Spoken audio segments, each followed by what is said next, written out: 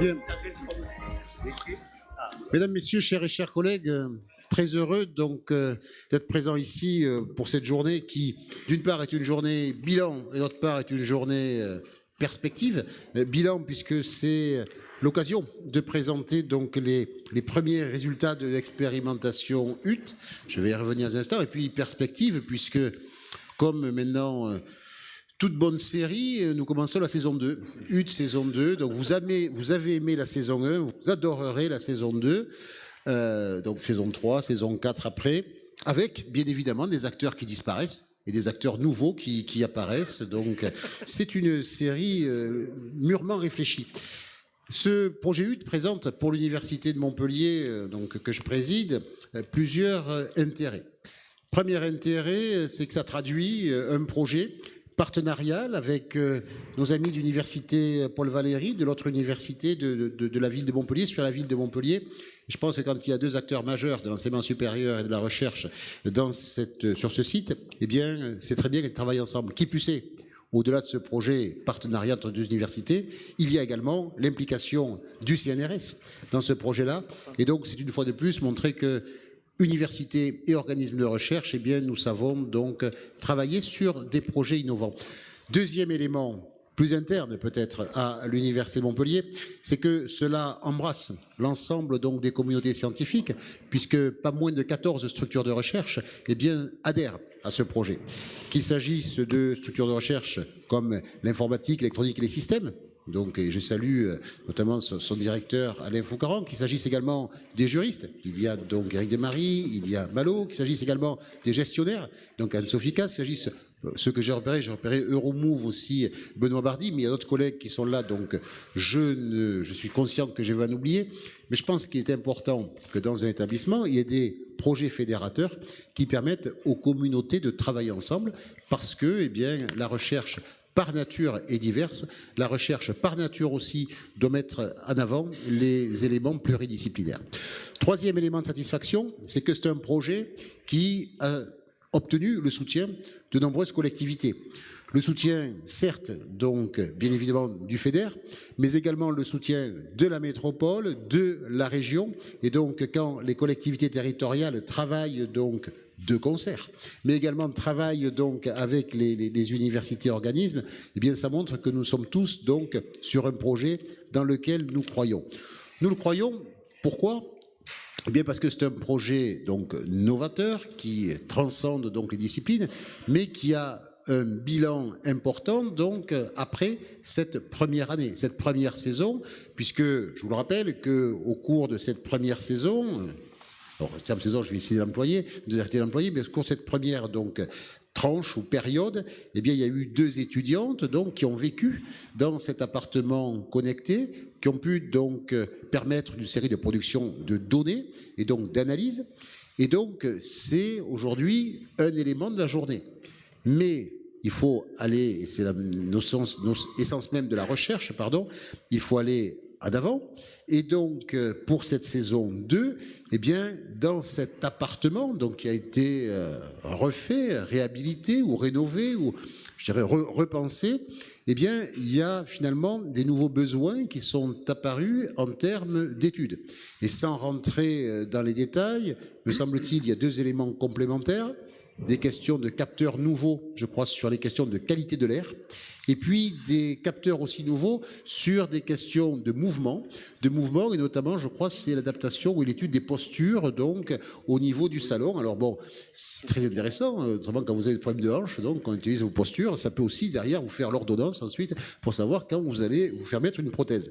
Mais je dirais que ça, c'est aussi intéressant parce que ça permet, comme ça, d'avoir des données également de santé ou sur la prévention, donc, de troubles musculo-squelettiques ou autres, même si c'est pas mon domaine, je reste là-dedans. Enfin, un élément quand même aussi pour montrer l'aspect donc collaboration donc des deux universités, c'est que dans la saison 1, il y avait deux étudiantes, une de Paul Valéry, une de l'université donc de Montpellier, la saison 2. Alors, ce ne sont pas les mêmes, mais il y aura encore 2 étudiantes, une de Paul Valéry donc, et une donc, de l'Université de Montpellier. Vous voyez, même cette collaboration, elle se fait même au quotidien par nos étudiants. Donc, merci à vous toutes et vous tous qui, au quotidien, portez donc, le projet, ceux qui sont donc, autour de moi, mais également les responsables d'unité, les collaborateurs et les chercheurs donc, dans les différentes structures de recherche.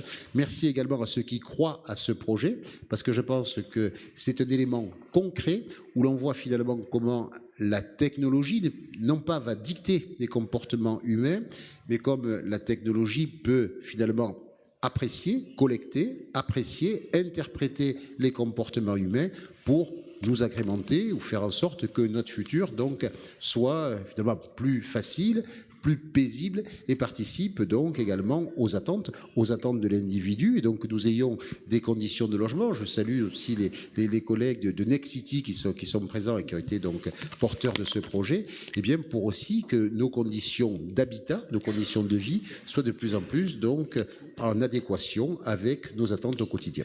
Voilà, je ne serai pas plus long. Je pense que le fauteuil sur lequel je suis n'est pas connecté. Je pense que mon appartement n'est pas connecté. Parce que derrière, il y a quand même aussi des questions de protection de la vie privée.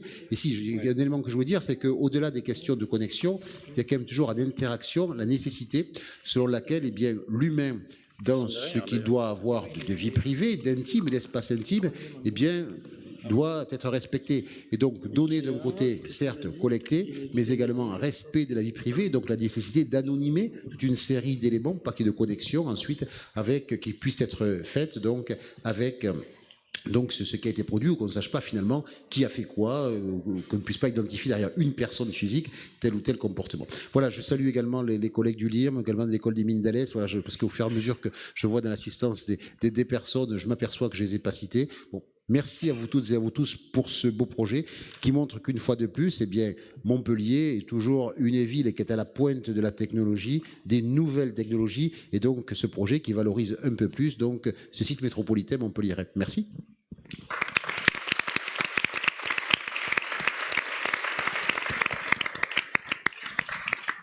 Merci, Monsieur le Président, et chers collègues et chères personnes dans l'Assemblée. Je représente Patrick Gézy, donc le président de l'Université Paul Valéry. Il est sincèrement désolé, il est retenu, mais il m'a chargé de témoigner de tout l'intérêt, de tout le soutien qu'il porte à ce projet. Je parle avec une certaine émotion parce que, effectivement, moi j'ai connu les 2 saisons, mais j'ai même connu les écritures des scénarios, les recrutements des pré-acteurs et les rendez-vous un peu de bistrot. Enfin, je me tourne vers Alain Foucaran spontanément, mais n'y voyez évidemment aucun message. Donc c'est avec grand plaisir qu'on arrive, c'est vrai, à ces périodes de premiers résultats. J'ai donc ce rapport aussi intime au projet auquel je suis attaché, et voilà, donc le plaisir est là. Ce qui d'entrée m'a plu, c'est que l'Université Paul Valéry s'est inscrite dans un partenariat qui préfigure des relations sur le site d'ailleurs, qui vont croissant et qui se dessinent dans les années qui viennent de plus en plus étroites et de plus en plus articulées autour des projets de recherche. Au cœur de ce projet et de la pensée de l'appartement connecté, il était facile de mettre dès le début de la technologie, de la technique et d'aller chercher d'ailleurs des financements parce que c'est quelque chose qui est dans l'air du temps. Et dès le début du projet, celui-ci a été pensé dans une réflexion éthique et comme une participation aussi sociologique et sociale aux transformations. Vraiment, l'ensemble des chercheurs de l'Université de Montpellier, de l'Université Paul Valéry et les autres acteurs, et aussi les entreprises, Nexity, Enedis, Ikea, enfin, Osasoft, tous ceux qui ont participé, ils ont été cités, ont eu à cœur de dire nous vivons des transformations sociologiques profondes qui sont liées au bouleversement du digital et nous voulons peser dessus. Nous voulons peser pour que ce ne soit pas juste des transformations technologiques, mais pour que ce soit aussi des transformations qui soient humainement et socialement responsables. Et c'était dès le début dans l'ADN du dispositif, et c'était dès le début d'ailleurs, et c'était d'ailleurs une des conditions du soutien de la métropole que nous avions, et on a eu de nombreuses discussions avec eux sur ce sujet-là. Donc c'est un vrai projet, avec une vraie dimension éthique, et qui place aussi Montpellier dans une position à part, dans cette réflexion sur le digital et sur le numérique, et voilà, c'est assez c'est assez rare et c'est peut-être même unique qu'il y ait une telle ambition qui soit marquée. Alors ça a aussi été une belle aventure humaine autour de rencontres. C'est rare d'avoir des projets où il y a tant de laboratoires de recherche, tant de disciplines qui travaillent ensemble. C'est pas facile. C'est pas facile parce qu'on a même songé un temps faire un décodeur, hein, je me souviens, parce que quand un parle de données, l'autre ne comprend pas la même chose. Évidemment, chacun est persuadé que ces disciplines devraient avoir un leadership sur l'ensemble des sujets puisque forcément elle est plus pertinente et plus en avance que les autres. Mais voilà, ça a été un exercice de modestie. Ça a été un exercice de travail de l'interdiscipline. Tout le monde veut faire de l'interdiscipline, tout le monde veut travailler avec tout le monde. Mais en fait, c'est très compliqué quand on veut être rigoureux. Et je crois que là aussi, il y a une démarche chez les chercheurs, une démarche d'intercompréhension éthique avec une vraie ambition. C'est vraiment le terme qu'on peut retenir. Et puis, enfin, on a eu de vraies rencontres et de beaux partenariats avec l'ensemble des entreprises qui ont dû supporter des enseignants-chercheurs. Parce que franchement, il aurait été facile d'équiper des appartements, de faire des mesures et voilà, de se débrouiller. Mais d'avoir tous les jours des gens qui viennent leur dire « mais moi, je le préférerais là, je le préférerais comme ça, je voudrais pouvoir parler à un miroir qui me réponde, mais qu'en même temps, ce soit éthique, et en même temps, qu'il puisse me le traduire en 17 langues, et sans me donner la météo. » Bon, pour l'instant, aucune n'a craqué. Et on a eu voilà, plutôt de belles réussites et de beaux projets. Donc, ce sont les premiers résultats dont on va voir voilà, concrètement ce qu'ils ont donné, des résultats de recherche. Mais ce que je voulais souligner, c'est les résultats de l'aventure interuniversitaire entre les chercheurs avec les partenaires, les collectivités. Chantal Marion sourit, on va faire des duos à force, mais également avec les entreprises, parce que ça a été extrêmement complexe. Ce ne sera peut-être pas visible aujourd'hui dans cette dimension-là, mais ça a été l'ambition première et profonde de ce projet.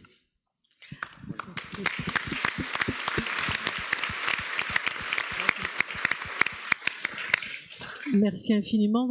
Tout d'abord, je voulais remercier Illusion et Macadam de nous recevoir ici dans la halle Tropisme. Quel merveilleux endroit. Applaudissez-les, s'il vous plaît, parce que...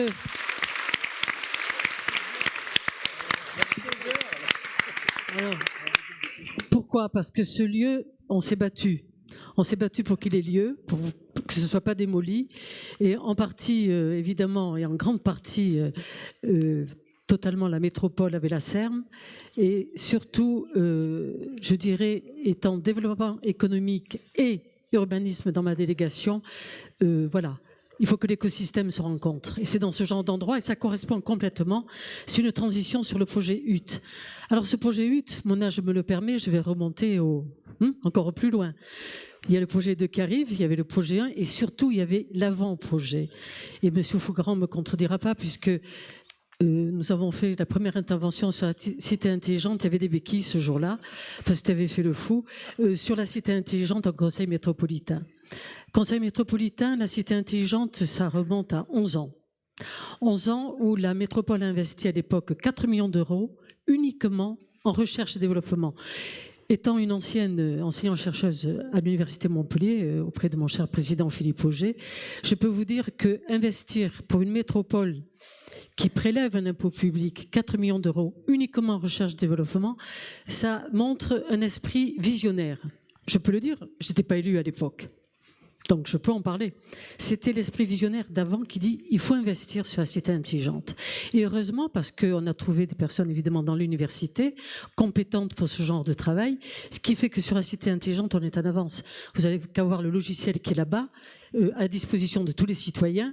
Ça a été créé à la métropole par des personnes, des techniciens qui sont là, et je veux les remercier, hein, Monsieur Brice, Hélène Roussel, Monsieur Blasco ici présent, applaudissez-les.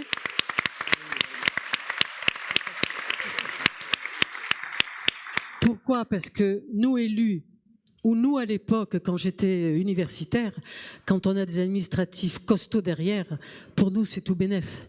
On arrive, ça fonctionne, et les gens sont admiratifs de ce logiciel. Il y a des étudiants, je sais, d'école d'architecture ici présents, qui sont venus voir ce logiciel ce matin. Alors le projet HUT, pour nous, c'est une continuité.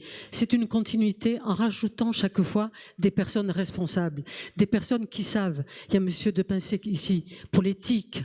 Il y a également Monsieur Demarie ici présent qui est le nouveau arrivé, on va dire, mais que je connais depuis longtemps, et qui va rentrer dans ce système-là. C'est important, pourquoi?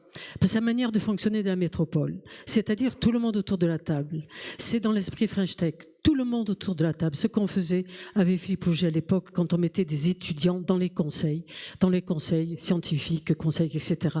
Ils ont droit à la parole. Leur avis est important. Ce qu'on construit aujourd'hui, c'est eux qui y vivront demain.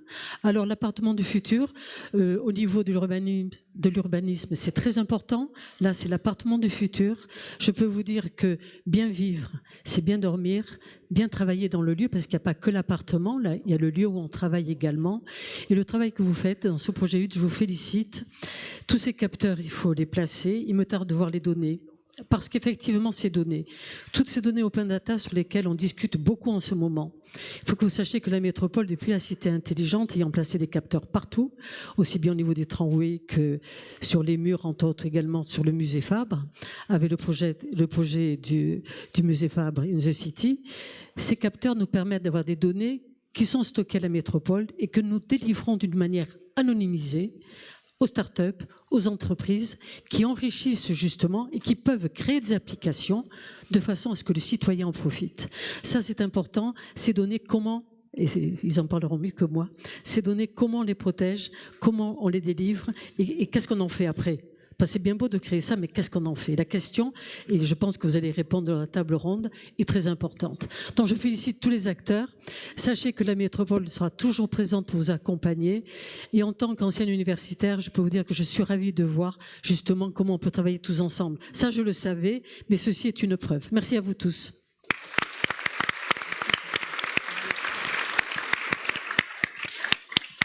Je pense que c'est Malo qui prend la suite. Juste, je prie excuser Enedis de ne pas avoir cité tout à l'heure, monsieur le directeur général, mais en plus il préside Polytech, donc une école interuniversité. Excuse-moi, tu es tellement grand que ne t'a pas vu. Donc voilà, excuse-moi. Hein.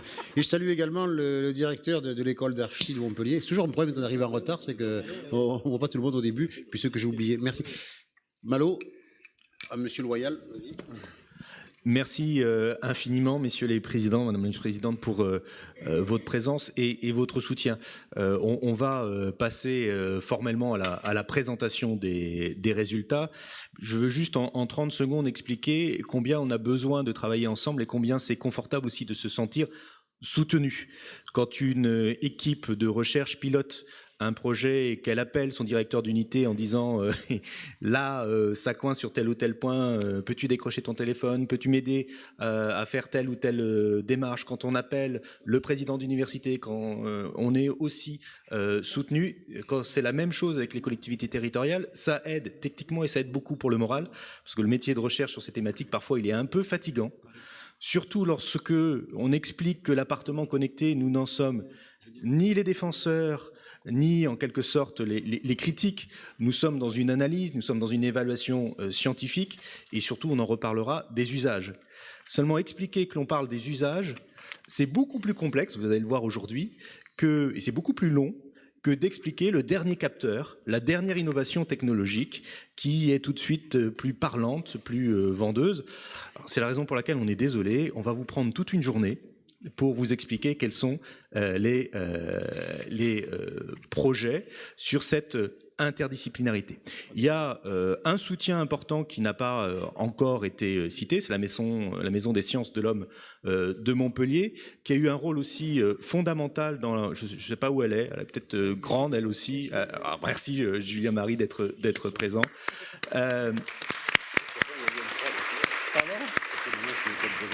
Parce qu'en l'occurrence, elle a une expérience en termes... Alors, on se dispute souvent sur la question de savoir s'il faut parler de pluridisciplinarité ou d'interdisciplinarité.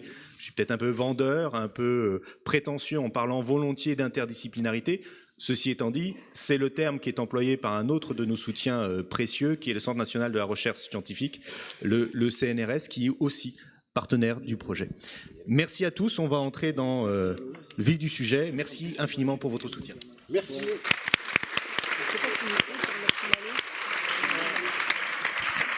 Attends, je voulais dire juste un mot. Allez, vous invite à la fête des gamins. Non, non. Le président d'IOG, Alain Foucault, vous a invité à la fête des Gomortes. Non, c'est pas. Il est plus informé que moi. Non, avant que le président ne quitte, je voulais que nous remercions vraiment quelqu'un qui est extraordinaire pour nous, c'est Malo de Pincé. Franchement.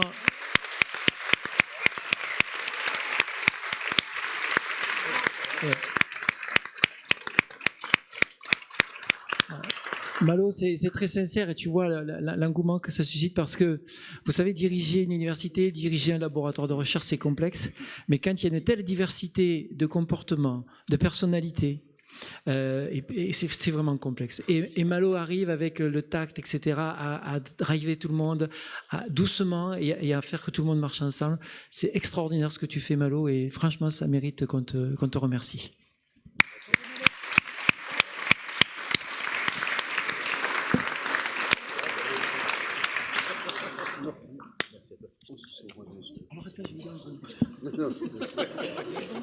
On va des gars. À demain. À demain.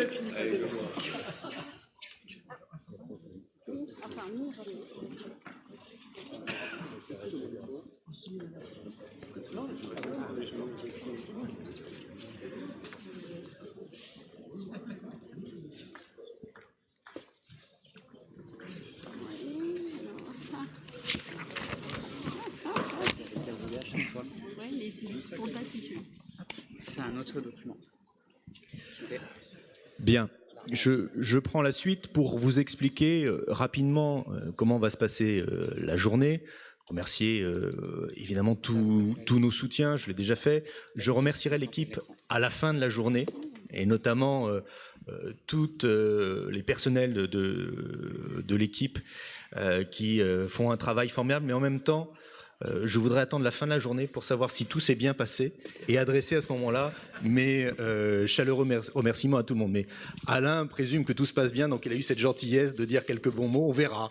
On fera un bilan à la fin de la journée et on verra si effectivement on a pu transmettre des résultats et vous donner envie de réfléchir avec nous à la question de l'appartement de demain, savoir s'il est opportun ou pas de concevoir cet appartement et dans quelles conditions cela pourrait se faire. Merci d'être présent, merci au Altropisme et à Vincent Cavaroc de nous accueillir, d'avoir accordé de son temps, d'être encore à peu près en forme, de tenir physiquement pour cette journée.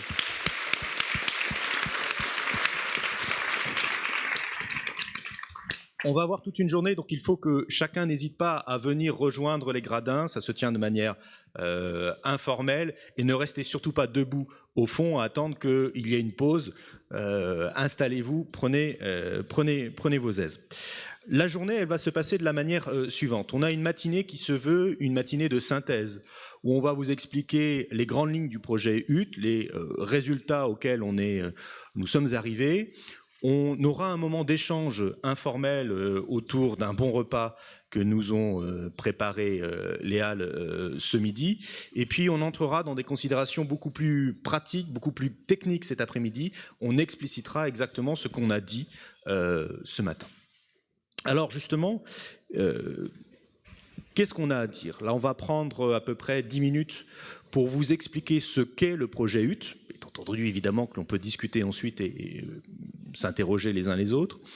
Et on présentera ensuite, sous la forme d'une table ronde, les premiers résultats de notre projet. À la fin viendra le temps des questions, on sera ravis d'y répondre. Le projet HUT, c'est quoi? HUT, c'est l'acronyme qu'on en a trouvé pour Human Atom Project. Donc le projet de l'humain à la maison. Il faut absolument comprendre cette intention de réincarner l'appartement, lui redonner un sens de chair, un sens d'humain et ne pas trop se focaliser sur la technologie. Nous nous interrogeons, nous, sur l'opportunité de la technologie, ses risques. Ça veut dire aussi les conditions dans lesquelles cette habitation peut être heureuse ou malheureuse. Pour ce faire, il a fallu construire une équipe. J'insiste, c'est une équipe interdisciplinaire parce que nous avons réussi à travailler ensemble en faisant en sorte que les différences de discipline s'estompent. non pas disparaissent. Vous avez bien vu les blagues et les plaisanteries qui ont pu être faites. On me répète à l'envi que je suis le seul à porter une cravate. J'y tiens, je garderai la cravate. Mon directeur d'unité aussi. D'autres arrivent en basket, en jean, et ben vous savez quoi? On les accepte, on travaille ensemble, et ça se passe très bien. Parce que c'est comme ça que nous allons réussir à travailler. Bon, je ne peux pas parler plus de 2 minutes sans faire une plaisanterie de mauvais goût. Il faut que nous retrouvions un peu de sérieux. Et je propose que ma collègue Anne-Sophie Cazes, qui est la rigueur même, puisse prendre la suite. Bonjour à tous, donc Anne-Sophie Cazes. Alors moi je ne suis pas juriste, mais je suis marketeur. Et effectivement, j'ai donc la chance d'animer donc cette présentation avec Malo.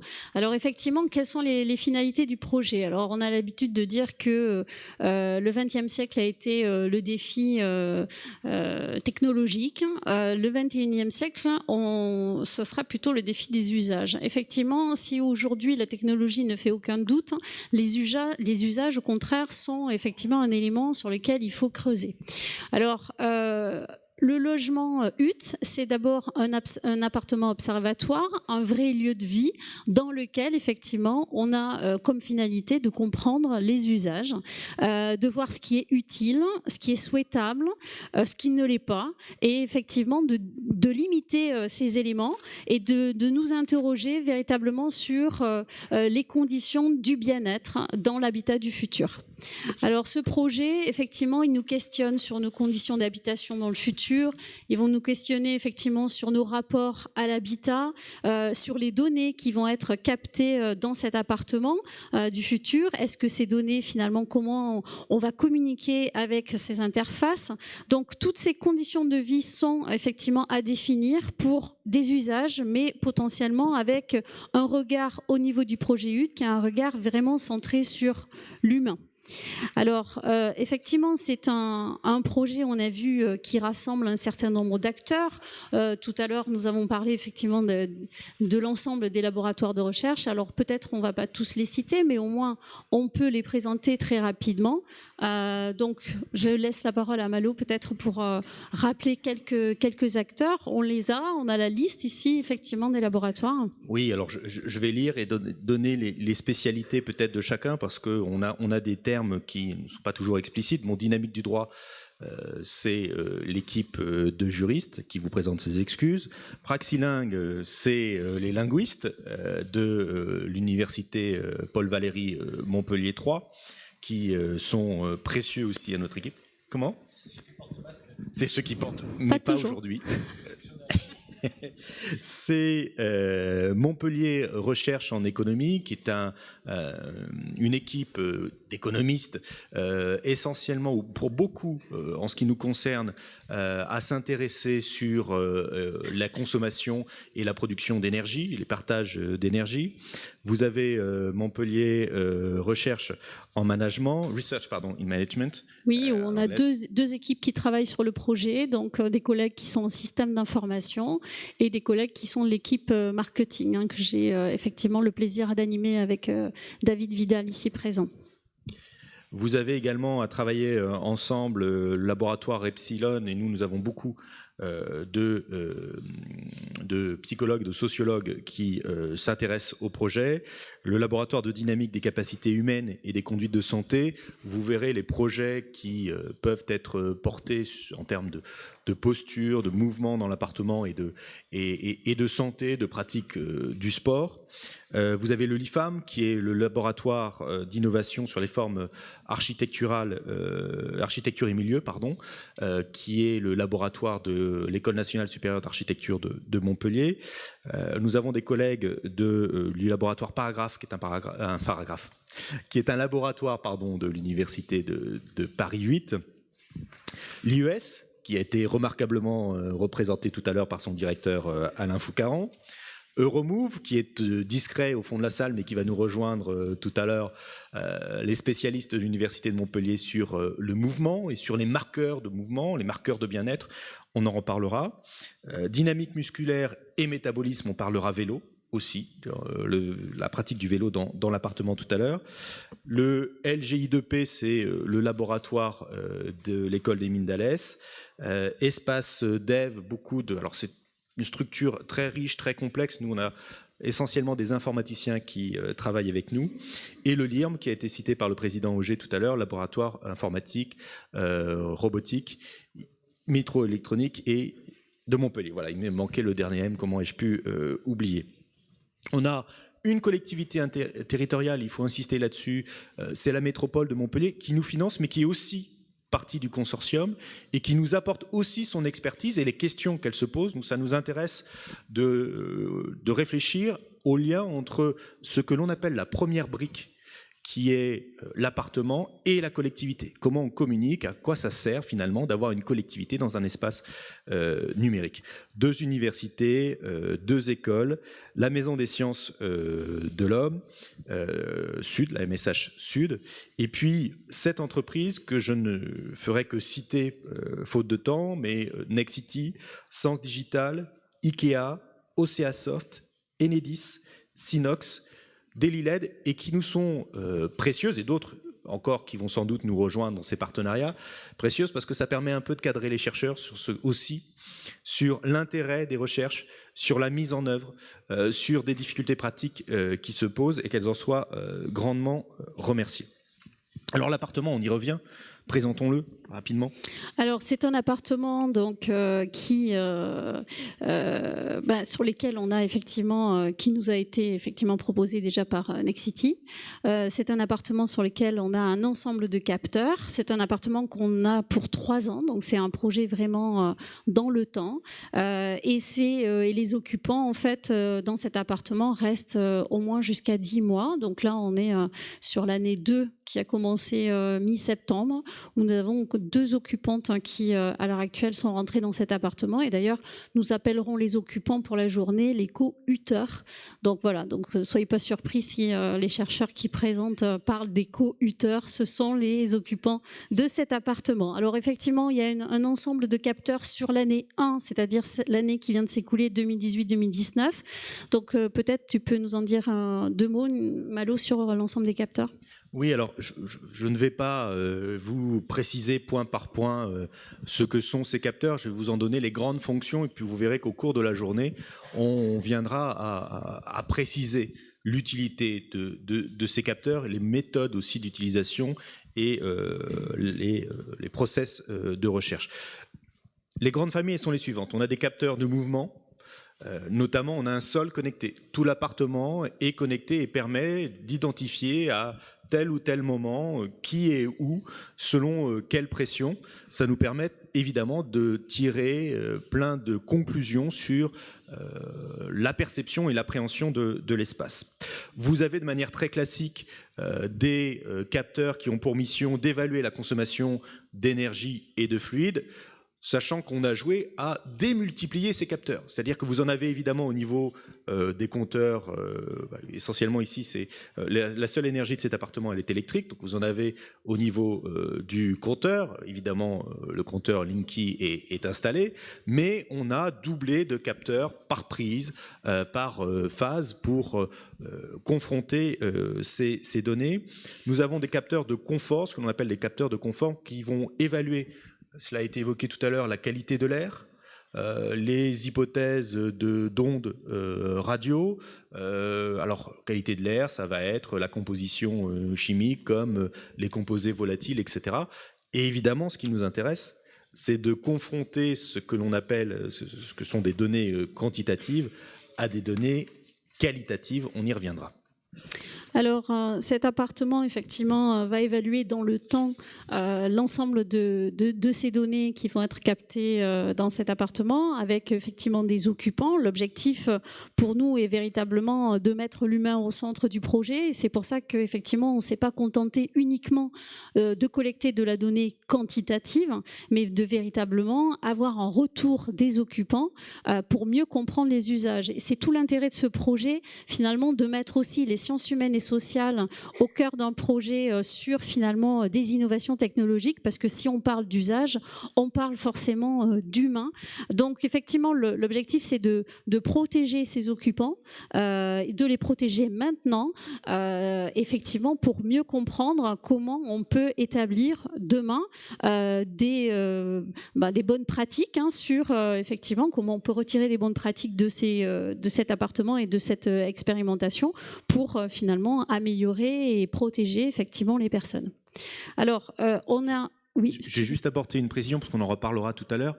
Il faut savoir que cet appartement, il est occupé, et c'est tout l'objet, et c'est tout l'intérêt de Huttes, sur une longue période. C'est-à-dire qu'on a des occupants qui vont passer au moins 10 mois dans cet appartement, avec un effet d'effacement, c'est-à-dire que quand on entre dans l'appartement, on est parfaitement conscient de l'existence de capteurs, des données, mais avec le temps, peut-être, tout s'efface et on oublie les capteurs. Et donc on a toute une série de réflexions pour que les occupants soient parfaitement informés et se souviennent de l'existence de ces capteurs pour qu'ils aient un comportement qui soit le plus normal possible, mais en même temps conscient et non faussé. On en reparlera encore tout à l'heure. Oui, l'objectif cet après-midi et dans la table ronde, ce sera aussi de vous rendre compte du ressenti qu'ont eu les occupants de la première année et de voir qu'effectivement, on a recueilli leur ressenti à l'ère d'entretien. On les voyait donc tous les mois avec ma collègue Claire Noy ici présente. Et effectivement, l'objectif, c'est de maintenir ce lien et que cette expérimentation ne soit pas que technologique, qu'elle soit véritablement humaine et qu'on puisse mieux interpréter les données finalement de l'ensemble des capteurs avec effectivement ces données qui sont plus qualitatives. Voilà, il nous paraissait important d'avoir vraiment cette approche longitudinale. C'est rare dans les études en sciences humaines et sociales d'avoir cette possibilité de mesurer quelque part sur du long terme finalement les usages et le ressenti que peuvent avoir les occupants de cet appartement. Alors, les grands objectifs de la recherche peuvent être ici se centrent en fait sur 3 gros éléments, 3 grosses parties: les usages, le bien-être et les données personnelles. Donc peut-être on peut donner quelques exemples de ces objectifs de recherche qui vont être déclinés tout au long de la journée. Oui, on peut donner des exemples sur de questionnements. Ce seront évidemment que des illustrations, que des exemples, mais pensons aux usages et interrogeons-nous sur l'opportunité de cette technologie. C'est-à-dire qu'au bout d'un moment, c'est très amusant ces capteurs, c'est très innovant, mais pour parler vulgairement, à quoi ça sert ? On va pouvoir trouver des utilisations en termes de comportement environnemental, c'est-à-dire une information plus précise de l'occupant sur son empreinte énergétique, développer ou l'encourager à des usages en essayant d'éviter autant que possible ce que j'appelle l'effet GPS, c'est-à-dire la petite voix qui vient dire à l'occupant ce qu'il doit faire et ce qu'il ne doit pas faire. Parce que c'est la meilleure façon d'être sûr que ce que l'on prescrit ne sera pas suivi. De dire fais ceci, fais cela, je ne sais pas à vous, mais moi il suffit qu'on me dise fais ceci pour que j'ai envie d'exister et de dire je tournerai à droite et pas à gauche. C'est l'effet GPS. Nous travaillons aussi beaucoup sur le bien-être et là les données qualitatives elles sont essentielles. C'est-à-dire qu'on va recueillir toute une série de données brutes sur par exemple la composition de l'air, sur la température, et on va se poser la question de savoir dans quelles hypothèses les occupants se sentent bien et quelles sont les conditions optimales pour se sentir bien. Mais on va déduire de la corrélation entre les données qualitatives, je suis bien ou je ne suis pas bien, et les données quantitatives, il fait chaud, il fait froid, il y a un taux de pollution marquant ou pas, les conditions de notre bien-être. La troisième thématique qui m'est chère, et là je remercierai Gonaëlle Donadieu, qui est une doctorante de dynamique du droit et qui interviendra cet après-midi, c'est la question des données personnelles. Vous vous doutez bien, et c'est l'angoisse de chacun, que ce genre d'appartement donne des informations ou peut donner des informations très précises sur la personnalité des occupants. Il est évident aujourd'hui que nous n'en parlerons pas, au sens où nous ne vous expliquerons pas ce que les occupants passés ont fait, comment ils l'ont fait. On vous donnera les grandes lignes pour protéger, évidemment, leur intimité et leur vie personnelle.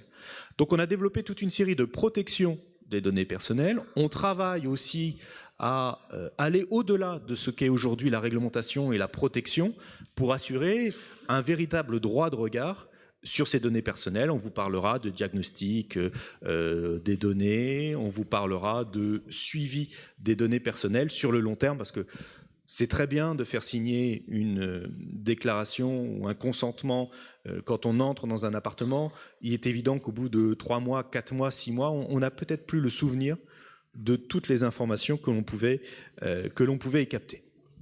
Parce que potentiellement, cet appartement pourrait être l'appartement du futur. Alors on est conscient aussi que cet appartement, il a une limite sur le plan de la recherche, c'est qu'il est isolé. Alors il est isolé pourquoi ? Pourquoi est-ce qu'on n'a qu'un appartement ? Pour des raisons bassement financières.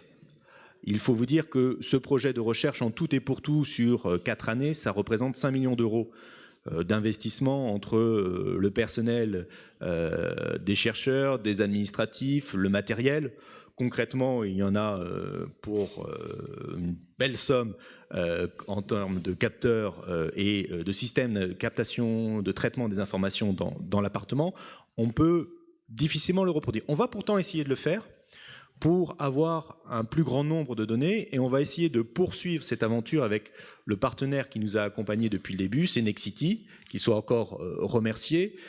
Le prochain projet de HUT, c'est de passer à Montpellier de l'appartement à l'immeuble connecté.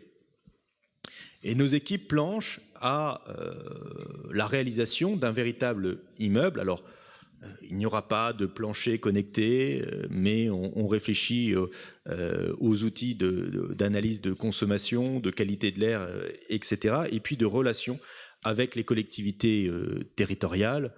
On espère qu'on pourra, dans les détails, vous présenter ce projet d'ici quelques mois. Ce sera l'occasion de se retrouver. HUT, c'est pas que ça. Ceci étant dit, si on parle de bien-être, il y a 2 autres thématiques dont on peut parler encore avant de laisser la parole à la table ronde.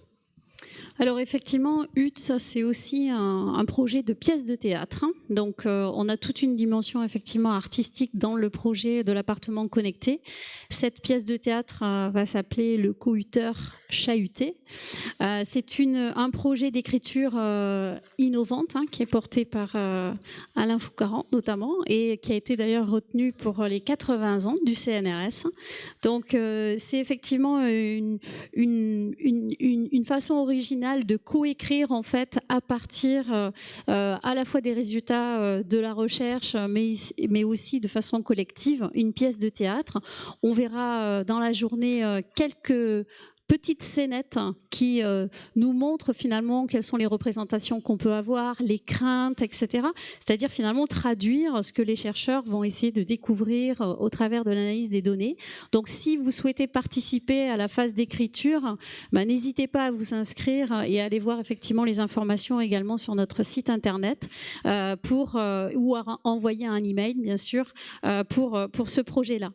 Mais c'est aussi HUT, c'est aussi un projet autour du mouvement dansé, donc avec Composer et Danse que porte Muriel Piquet. Effectivement, c'est une application. On va voir, donc vous avez un corner qui est derrière l'estrade là-bas, sur lequel vous pouvez découvrir son application. L'objectif est véritablement d'avoir une vraie médiation expérientielle dédiée à l'art chorégraphique avec une vraie application web interactive et participative. Donc Muriel nous proposera dans la journée quelques petites séances d'animation, donc on vous réserve quelques surprises sur comment prendre conscience de son mouvement dans un appartement et dans l'appartement du futur. Alors aujourd'hui, effectivement, on va vous donner un certain nombre de résultats et on va passer bien sûr à la table ronde, mais nous avons quelques animations qui sont proposées dans l'espace. Vous avez un espace de réalité virtuelle où vous pouvez effectivement vous immerger le temps d'une visite dans l'appartement connecté. Donc, il se trouve effectivement aussi derrière, à côté effectivement de l'espace composé dense. Vous avez donc sur la nacelle, juste derrière moi, donc un espace Serious Game où là, vous allez pouvoir concevoir votre appartement du futur, choisir les objets connectés ou pas que vous allez mettre dans cet appartement, voir comment ces objets connectés vont effectivement communiquer entre eux. Donc, je vous invite à donc aller dans cet atelier. Et puis, vous avez aussi un espace derrière nous sur l'étagère du futur. C'est quoi une étagère connectée? Donc, venez découvrir finalement un petit film qui est proposé par l'IES sur ces éléments. Donc, voilà. Donc, aujourd'hui, c'est à la fois des résultats, une présentation, on va passer à une table ronde, mais aussi c'est des animations dans les différents corners. Merci beaucoup, merci à tous. On va essayer d'entrer dans les détails, on va mettre en place la table ronde pour vous expliquer un peu mieux, un peu plus encore ce que c'est que cet appartement abracadabrantesque, comment on le construit, comment on le conçoit. Je vois que Benoît Bardy est prêt à nous rejoindre. Est-ce que Alain Foucaran, tu veux bien aussi nous rejoindre? Hassan Aïtadou, Florence Selodou, qui était prévu. Je crois que tout le monde est là. Oui. Super.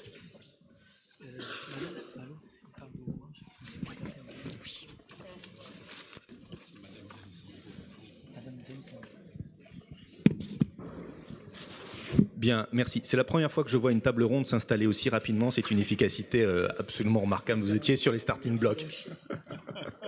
C'est bien. Merci infiniment, Anne-Sophie. On va pouvoir continuer sur cet appartement et vous expliquer enfin, après autant de teasing, quels sont les résultats et quelles sont les expérimentations que l'on a mis en place. On va commencer peut-être par parler de technologie et par la suite, nous évoquerons les usages. La technologie, on va pouvoir la scinder en gros en deux systèmes, ou on va dire trois. Il y a des questions de captation, il y a des questions de traitement ou d'exploitation, et puis il y a des questions de retranscription, de retour. Et c'est là aussi qu'on va interroger sur la manière dont l'appartement peut communiquer. Alors, évidemment pas l'appartement qui communique, mais c'est les chercheurs qui réfléchissent à un mode de communication et qui vont faire de l'appartement le vecteur de cette communication. Alors, on va en parler d'abord avec Alain Foucaran, parce qu'il y a des objets que l'on conçoit, que l'on connaît, par exemple le miroir connecté. J'ai vu que Orange s'était joint à nous. Merci beaucoup d'être présent et de nous apporter votre expertise en la matière, parce qu'évidemment, ça va nous être précieux pour proposer des informations et des retours aux occupants. Mais parlons donc technique. Là, je me tourne vers notre star de la technique, Alain Foucaran, entre autres. Alain, est-ce que tu peux nous expliquer quelles seraient les innovations que l'on a déjà mises en place dans cet appartement en donnant quelques exemples? Alors, je vais juste donner un petit aperçu sur l'étagère connectée. Vous comprenez que dans ce projet UT, l'important c'est de fournir de la donnée pour que nos collègues des sciences humaines et sociales, puisque comme l'a dit Anne-Sophie, ce n'est pas un défi technologique UT, c'est avant tout un défi d'usage. Et donc, mais il faut pour ceci quantifier, mesurer. Et donc effectivement, notre première mission a été d'essayer de capter des données qui n'avaient pas été captées jusqu'à présent, et notamment parmi elles la notion d'étagère connectée. Alors c'est quoi une étagère connectée? C'est qu'effectivement, bien, vous imaginez un objet extrêmement plat qui ressemble à une vulgaire planche en bois, vous verrez cet après-midi un petit peu les démonstrations, qui permet, lorsque vous posez un objet dessus, bien, de savoir quel est l'objet que vous venez de poser, si c'est une brique de lait, si c'est une motte de beurre, etc., un yaourt, et puis également de savoir quelle quantité vous en avez prélevé si vous prélevez une quantité sur cet objet-là. Par exemple, si vous prenez 50 grammes de beurre et tout. Alors, on pourrait se dire, mais c'est se masturber l'esprit, quel intérêt? Tout simplement, c'est que En fait, là derrière se cache tout un tas de données extrêmement précieuses. Vous parlez avec des nutritionnistes, ils disent, vous savez, quand on demande à des gens, bon, vous marquez bien tout ce que vous consommez, vous avez pris tant de chocolat, vous avez pris tant de beurre, vous avez pris tant de farine, ils disent, chaque fois la mesure est biaisée parce que les personnes, au bout d'un moment, culpabilisent, ils disent, ça fait 2 fois que je prends du chocolat, je ne vais pas le marquer. Là, avec l'étagère connectée, quand elle est opérationnelle complète, vous verrez que on n'a pas besoin de s'en soucier, ça se fait seul. Puisqu'à l'intérieur, il y a des capteurs qui permettent d'identifier l'objet, mais surtout de peser. C'est-à-dire qu'on a des jauges de contraintes qui mesurent en permanence le poids des objets qui se trouvent dessus. Alors, c'est très facile à expliquer, mais c'est quand même un sacré défi technique. Et puis, derrière se cachent d'autres informations, c'est-à-dire qu'il y a l'aspect santé, mais quid de l'aspect commercial, c'est-à-dire que imaginez bien que vous venez de finir une brique de lait, vous remettez votre brique de lait dans le réfrigérateur ou vous ne le remettez pas, mais le réfrigérateur ou l'étagère a détecté qu'il n'y avait plus de lait. Imaginez que le fournisseur, le commerçant, le grand groupe commercial qui est le premier à l'information comme quoi vous n'avez plus de lait et qui va vous proposer d'en acheter, a un avantage commercial sur les autres. Et là, on bascule dans une dimension économique, mais c'est également une problématique de juriste, parce que c'est l'exploitation de la donnée, qu'est-ce que j'en fais? Voilà, donc vous savez que Malo, c'est le timing, j'ai respecté le cahier des charges. Je me dis que je m'arrêterai sur la dimension juridique. Et là, on a fait notre travail, on a extrait des données et on les donne pour exploitation, et vous voyez que le champ est immense derrière. Alors justement, parlons d'usage et peut-être d'un autre exemple. Si on parle de bien-être, comment on évalue le bien-être? Ça va être évidemment facteur de considération personnelle, intime, mais est-ce qu'on peut évaluer les conditions du bien-être de manière physique dans l'appartement? Moi, je pense au capteur de confort. Est-ce que tu peux nous en dire quelques mots? Alors, évaluer le confort, c'est quelque chose d'extrêmement délicat. Vous remarquerez, pour chacun d'entre nous, vous l'avez constaté, c'est que quelquefois, vous vous trouvez dans une pièce, la température est de 20 degrés et pourtant, vous avez la sensation d'avoir froid. Et puis vous allez être dans une autre pièce où la température est exactement identique et vous n'aurez pas cette sensation-là. C'est-à-dire qu'il y a d'autres éléments sensoriels que nous captons, mais qui ne sont peut-être pas mesurés. Donc l'idée que nous avons eue, c'est tout simplement d'aller chercher ces informations-là à travers notamment des mesures de champ électrostatique, des mesures de fluide, de courant d'air. Donc, et chaque fois que je donne une information comme celle-ci, c'est un type de capteur spécifique. Donc dans le boîtier qui a été développé avec notamment Antoine Gademer et l'EPF, avec des étudiants de l'EPF, eh bien ce que nous avons envisagé, c'est d'aller mesurer toutes ces données dans les composés organovolatiles, tout ce qui est le dioxyde de carbone, tout ce qui va être pression, humidité, température, fluide, écoulement, etc. Les charges électrostatiques, vous remarquerez quand vous déplacez sur une moquette, eh bien vous ramassez des charges électriques, eh bien ça peut induire sur votre comportement. Mais une fois que vous avez fait ceci, vous n'avez rien fait en fait. Pourquoi? Parce que vous n'avez pas capté la sensation de la personne. Vous n'allez pas lui dire, dis donc, tu te sens bien. Non, alors qu'est-ce qu'il a fallu faire? C'est développer, et ça c'est en cours également, c'est développer à côté une application qui fait que la personne sur son smartphone, sur son iPad, sur son ordinateur, a 3 petits boutons ou 3 voyants, rouge, orange, vert, et il va cliquer un instant de la journée, dire j'ai une patate d'enfer, je clique sur le vert. Je me sens bien, voilà, je me sens bien, émotionnellement parlant, etc. Je me sens bien. Et qu'est-ce qui se passe? C'est qu'instantanément, à cet instant T0, il appuyait sur le bouton, imaginons que ça soit à 17h, 21 minutes et 30 secondes, eh bien, toutes les données sont figées, c'est-à-dire toutes les données produites par le capteur de confort sont figées, c'est-à-dire qu'on sait qu'à 17h, 20 minutes et 30 secondes, eh bien, on a telle température, telle pression, telle humidité, telle charge électrostatique, tel composé organovolatile, etc., etc. Et vous comprenez que si on multiplie cette expérience dans le temps, eh bien, on peut arriver à cerner, chose qui n'a jamais été faite, on peut arriver à cerner une certaine notion du confort. Et bien sûr, dans le projet U2, on comprend toute l'ampleur lorsqu'on va le déployer sur un nombre d'appartements beaucoup plus conséquent. Je ne sais pas si j'ai répondu au cahier des charges. Ouais. Bravo, merci. De toute façon... Je vais vous dire, il était impressionné parce qu'il était sûr que j'allais déborder. Je n'ai pas débordé. Alors, on va faire un test quantitatif. Que ceux qui étaient certains qu'Alain Foucaran allait déborder lèvent la main. Voilà, toute l'équipe de HUT. Pardon Alain. Bravo Alain. Félicitations. Ce genre de blague, aussi facile qu'elle soit, participe, il faut bien le dire, de notre bien-être aussi, de notre plaisir de travailler ensemble. Vous comprendrez que là, que j'essaye de faire une transition vers des questions tout autres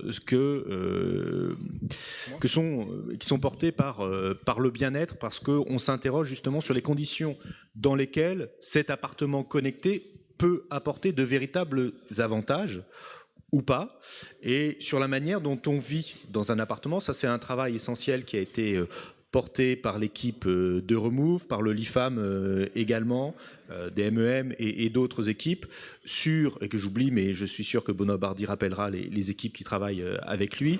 Là, on va parler plutôt de marqueurs de bien-être ou de recherche sur le mouvement. Est-ce que tu peux nous expliquer ce qu'il en est au sein de HUT ? Je peux essayer, en tout cas dans les minutes qui me sont imparties. Alors moi, je fais jamais trop long et je sais aujourd'hui que je vais faire trop long. Donc tu me coupes, Malo, quand j'ai dépassé mon temps. Donc on va parler pendant quelques minutes de gestes, de mouvement. C'est un projet, on l'appelait... vous verrez les résultats plus détaillés cet après-midi sur cette partie qui s'appelle Walk at Home, donc la façon dont on marche chez soi. Et c'est un projet qui réunit donc des équipes variées sur le langage, sur l'architecture, sur l'informatique, les mathématiques, le mouvement avec tous les capteurs d'appartement. Je vais en dire un tout petit mot à l'instant. J'ai vu cette magnifique représentation qu'a fait Vinicius là ce matin. Donc vous l'avez ici l'appartement et on va s'amuser. Tiens, j'avais pas du tout prévu, mais je vais faire une petite démo. Je vais aller me balader un petit peu dedans tout à l'heure pour vous expliquer un ou deux points. Donc c'est le mouvement qui est au centre ici de ce projet d'étude, et je voulais dire 2-3 choses à ce sujet. La première, c'est que ça n'a jamais été documenté. Comment on bouge à la maison. On a tous un chez-soi, mais essayez de vous projeter concrètement. Ce matin, on se lève, on passe d'une pièce à l'autre, on prépare son petit déjeuner, on s'habille, on quitte la maison, on prend ses clés, on les oublie, on revient, etc. Donc ces interactions sensorimotrices à la maison, on les a jamais documentées. On ne sait pas. Il y a des Fab Labs, on a fait des expériences, il y a quelques sols dans un labo pendant une heure ou pendant 2 heures. Observer, comprendre comment on se déplace chez soi pendant 10 mois, comment on s'approprie l'espace. Imaginez la première fois que vous rentrez dans l'appartement, il y a des zones où on va, il y a des zones où on ne va pas, il y a des pièces où on rentre, des pièces où on ne rentre pas. Il y a des parties de l'appartement, je suis sûr, chez chacun de nous, aujourd'hui, même après 1 an, 2 ans, 3 ans, on n'a jamais posé le pied à cet endroit précis. Pourquoi là, on n'a jamais mis le pied, là, on a mis le pied. Voilà un peu les questions qui nous intéressent. Alors, pourquoi le mouvement ? Parce que Malo le disait, le mouvement, c'est un formidable marqueur de qui on est. On a pendant trop longtemps, je fais un tout petit mot de science pour vous expliquer pourquoi c'est interdisciplinaire cet aspect-là. On a trop longtemps pensé au cours des siècles de sciences, c'est la première erreur de Descartes, que les sciences du mental, les sciences du biologique et les sciences de l'environnement, on pouvait les séparer, les étudier séparément. C'est pas possible. Le mouvement, il affecte nos fonctions exécutives, la façon dont on pense, notre mémoire, nos représentations. Et ces représentations vont guider, bien sûr, le mouvement. Donc il y a des interactions très fortes ici entre le mouvement et puis la cognition, par exemple. Et à tel point qu'on voit, par exemple, la plasticité cérébrale dans le mouvement. On voit la mémoire dans le mouvement.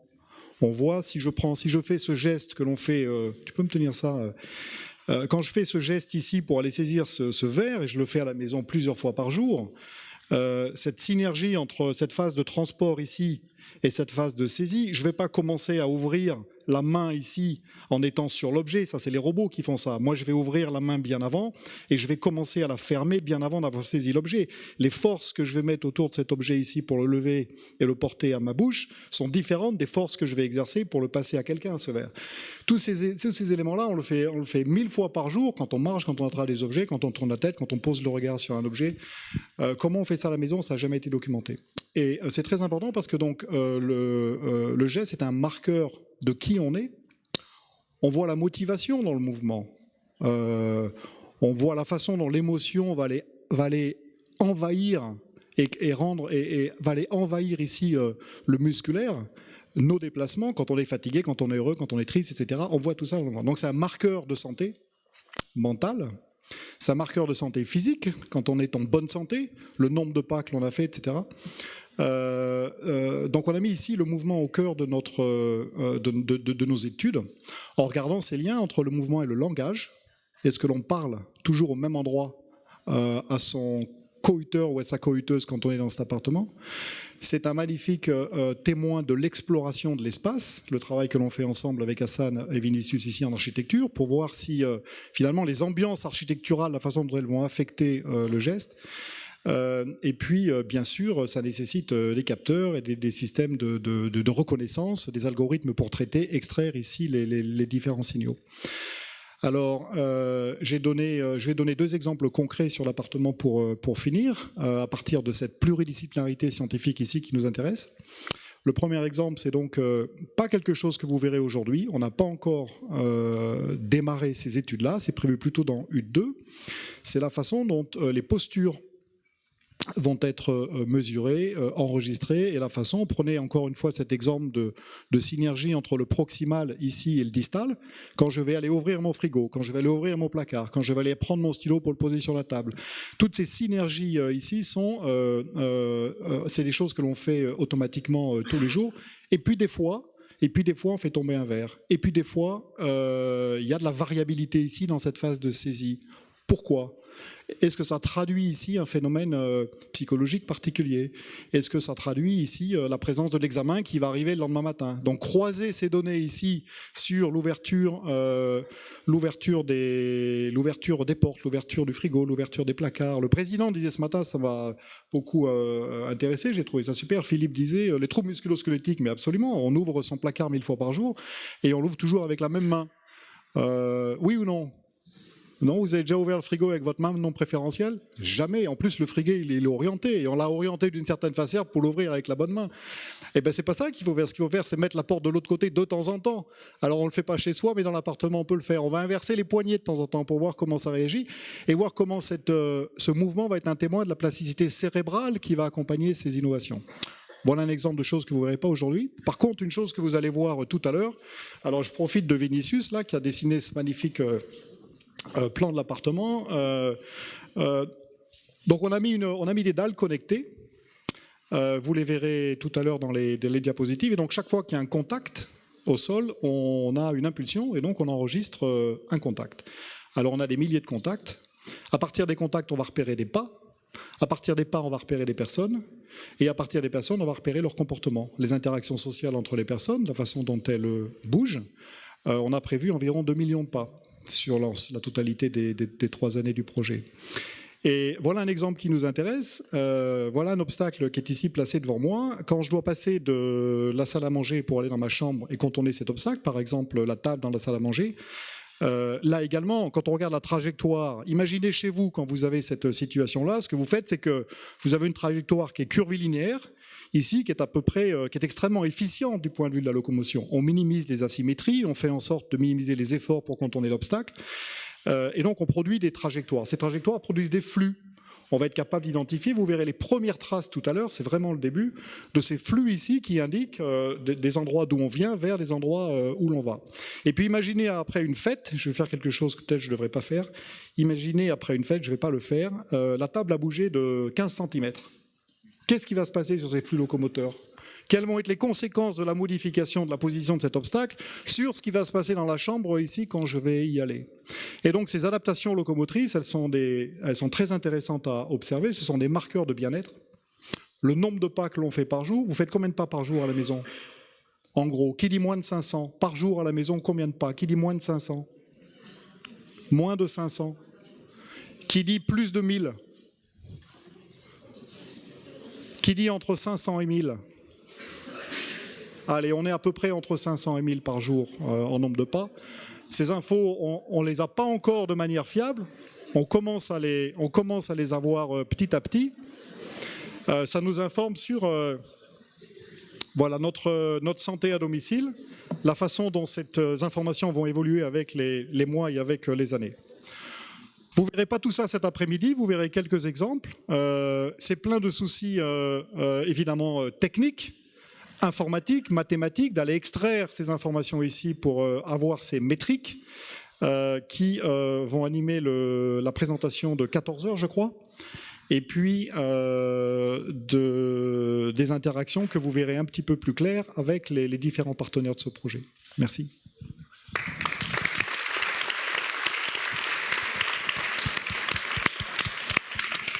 Je ne sais pas combien de temps tu avais prévu, mais tu n'as pas dépassé.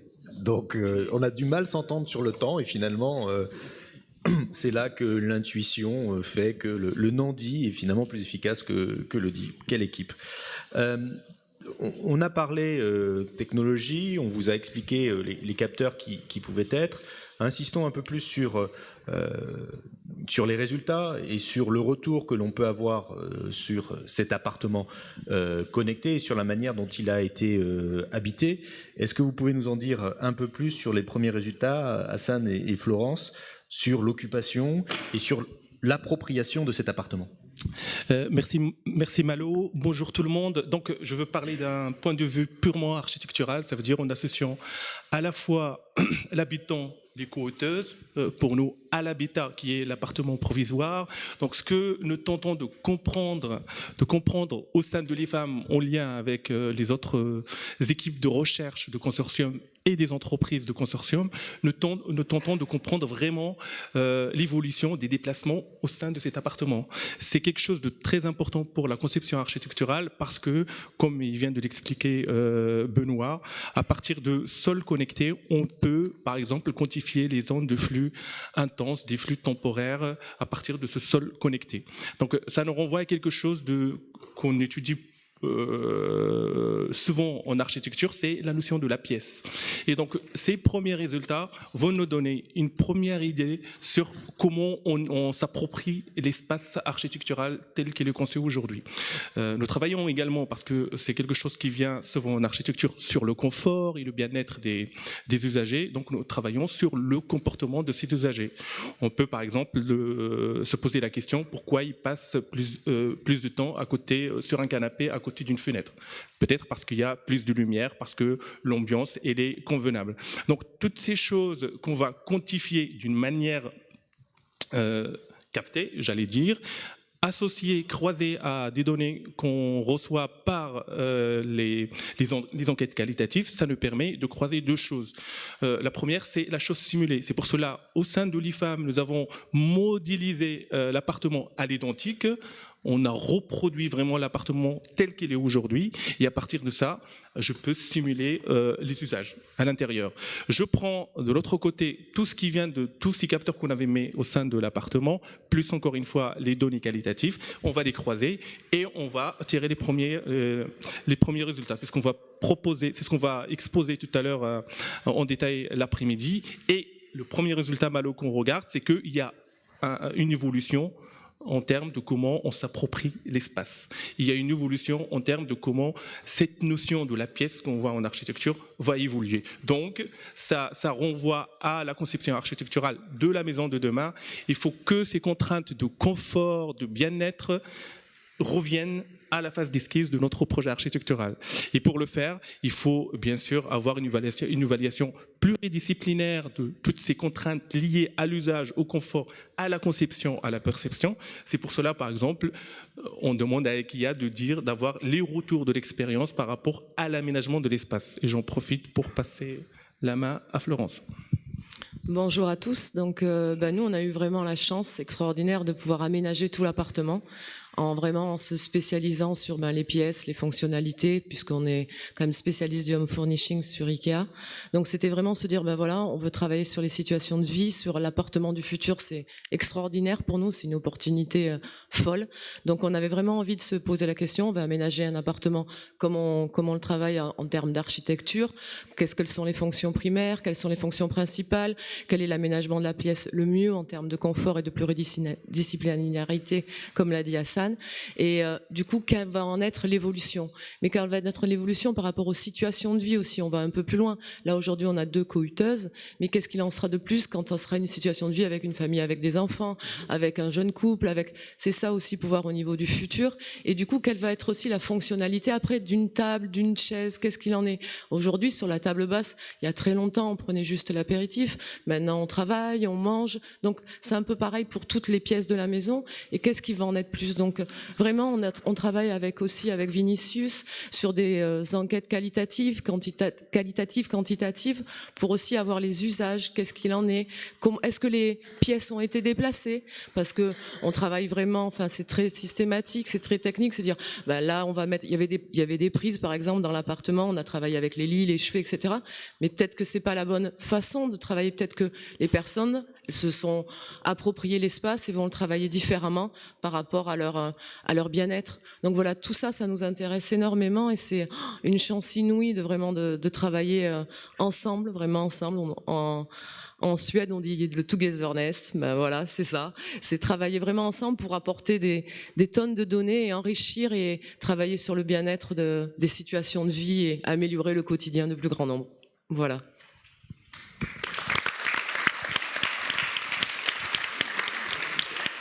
Merci beaucoup à tous les deux pour ces explications qui sont de l'ordre du prospectif. Mais est-ce qu'on peut aller un peu dans le rétro et essayer de voir quelle a été la perception? Est-ce que, Anne-Sophie, tu veux bien nous expliquer quel a été le ressenti des occupants sur cet appartement pour voir évidemment l'évolution du comportement dans un appartement connecté ou dans un appartement de manière générale?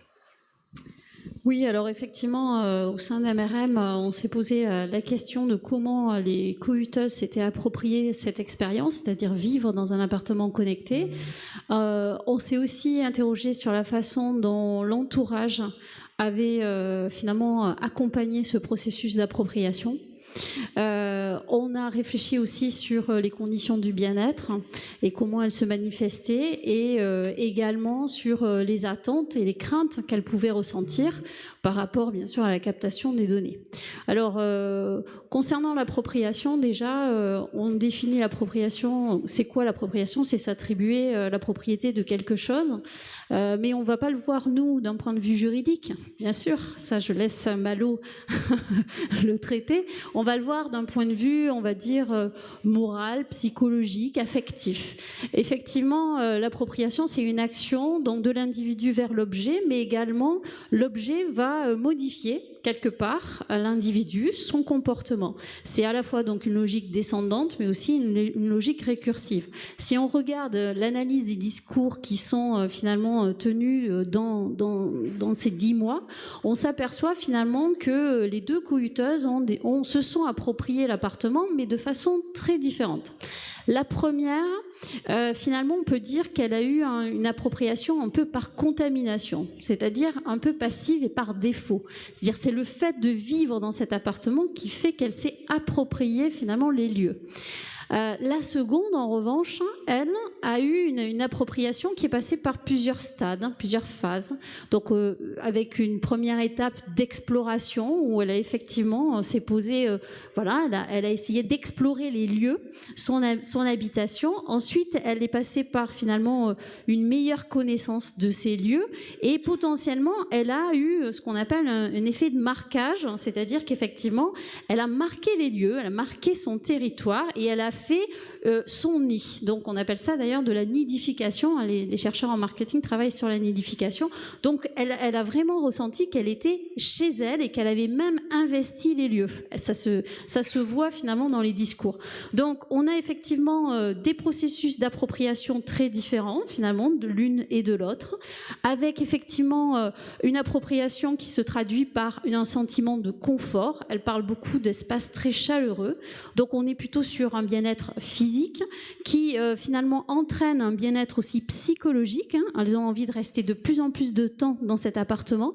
Donc on s'y sent bien, on reste dans cet appartement et effectivement ça rejoint les résultats menés dans le cadre de VOCA, qui est effectivement aussi un autre projet dans lequel MRM est impliqué et qui donc c'est une enquête qui a été réalisée aussi sur le même public, c'est-à-dire des jeunes étudiants sur une génération qu'on appelle les millennials, qui finalement montre que les conditions du bien-être, c'est aussi le confort, c'est effectivement le fait de s'approprier un lieu et c'est effectivement des marqueurs importants finalement du bien-être. Tout ça bien sûr avec un certain contrôle, une certaine maîtrise des objets.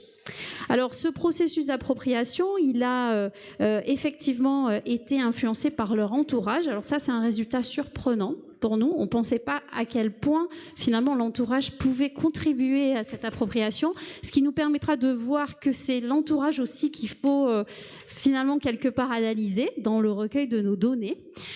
Pourquoi ? Parce que finalement l'entourage, non seulement leur rappelait qu'elle vivait dans un appartement connecté, parce qu'on s'aperçoit que finalement au fil du temps, on l'a dit tout à l'heure, que l'effet cobaye s'atténue, puisque bon, oui, ok, on vit dans un appartement, il y a des capteurs, alors on y pense le premier mois, on y pense le deuxième mois, mais après, effectivement, ça s'efface. Sauf que l'entourage, lui, il est là pour rappeler qu'ils vivent dans un appartement connecté. Et là, effectivement, on a cet effet de rappel qui est important. Et également, on s'aperçoit que l'entourage va chercher ailleurs, à l'extérieur, et fait une véritable veille sur la presse, sur ce qu'il dit, puisqu'effectivement ce projet HUT, il a été aussi médiatisé, on a fait un certain nombre de conférences, etc. Donc, et ça, c'est finalement paradoxalement, les cohuteuses se sont pas trop intéressées à ça et voulaient pas trop s'intéresser à ça pour pas biaiser l'expérience, hein. Donc on voit véritablement qu'elles ont voulu finalement se protéger, et d'un autre côté c'est l'entourage qui eux rappellent et font une veille, hein, finalement. Donc ça c'est aussi intéressant de voir effectivement que cette appropriation, le fait de rentrer dans cet appartement connecté, c'est aussi une représentation qui est importante à analyser du point de vue de l'entourage. Au niveau des attentes, on a effectivement pour cette jeune génération des attentes qui passent par un prisme d'activité, on va dire un prisme très utilitariste. En gros, l'appartement du futur, c'est un coach pour finalement organiser, améliorer son quotidien, faciliter son quotidien. Pour les étudiants aujourd'hui, ça doit simplifier leur vie. Ça doit leur permettre de faire des économies financières, ça doit leur permettre de faire des économies d'énergie. On a beaucoup cette thématique qui apparaît tout au long de nos entretiens, et c'est bien puisque effectivement on travaille dans cette dynamique-là en recherche. C'est effectivement des éléments qu'on retrouve sur les résultats d'enquête qui ont été menés par VOCA, puisque effectivement, pareil, si on interroge des millennials, on va retrouver ces éléments-là.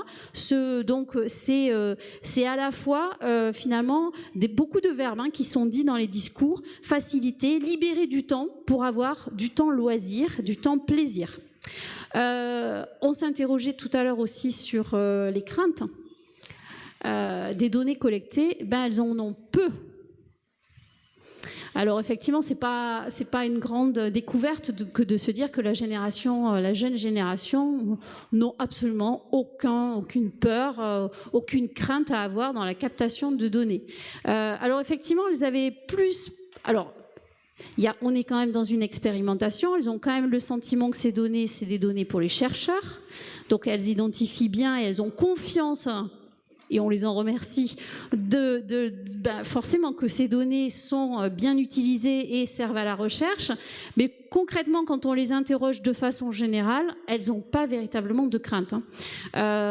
Peut-être qu'elles préfèrent finalement être finalement dans la masse, et que ce soit finalement pas des comportements identifiés avec véritablement des personnes, mais des comportements plutôt agrégés, des données agrégées, dans lesquelles effectivement on peut être comparé à une norme, pas vraiment à son voisin non plus, parce que ça c'est pas intéressant finalement d'être comparé à son voisin, mais à une norme. Et là effectivement on est dans une dimension où voilà, c'est naturel en fait de laisser nos données sur un certain nombre de supports.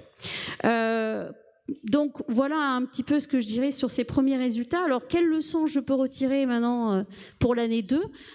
Effectivement, quand on a regardé dans leur discours, on s'aperçoit qu'il y a quelques biais de l'expérimentation. Il faut en être conscient en tant que chercheur, on regarde toujours les limites de nos travaux et on essaye de voir les perspectives futures.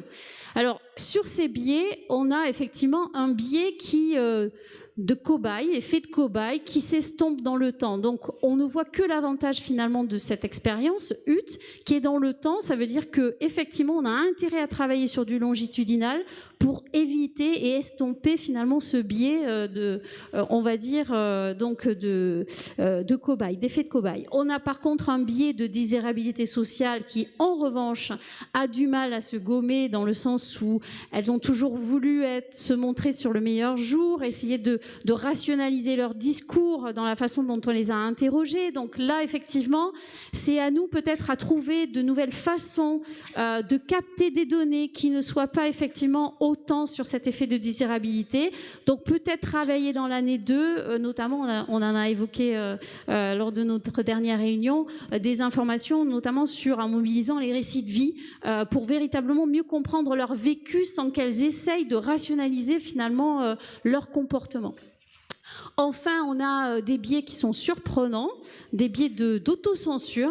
Une nous dit « je préfère pas trop inviter de gens dans l'appartement pour pas devoir expliquer ce qu'est l'appartement hutte ». Donc là, effectivement, peut-être il faudra les accompagner pour que ce genre de biais ne soit pas finalement présent, puisque le but, c'est véritablement d'être un lieu de vie et qu'elles vivent le plus normalement possible. Et puis, effectivement, aussi de les rassurer, parce qu'on sent quand même qu'il y a des sentiments où elles ont l'impression que les chercheurs sont rentrés dans l'appartement, ont installé des nouveaux capteurs. Ça, c'est impossible. Ça ne fait pas partie de nos protocoles. Bien sûr que chaque fois qu'il y a une intervention dans l'appartement, on le leur dit.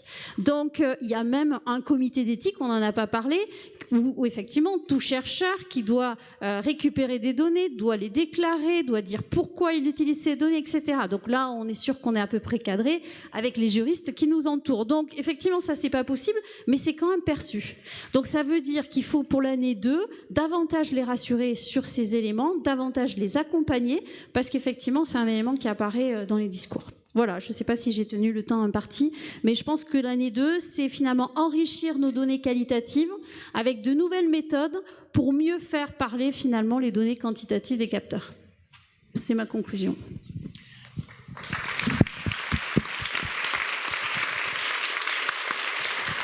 Merci beaucoup Anne-Sophie, merci à tous parce que ça a été effectivement au niveau du timing parfait. Je me donne la parole pour donner quelques éléments et évidemment moi je me permettrai de ne pas tenir les délais, si je veux. Il y a des choses qui... Alors je voudrais revenir sur certains éléments. On n'est pas à peu près cadré.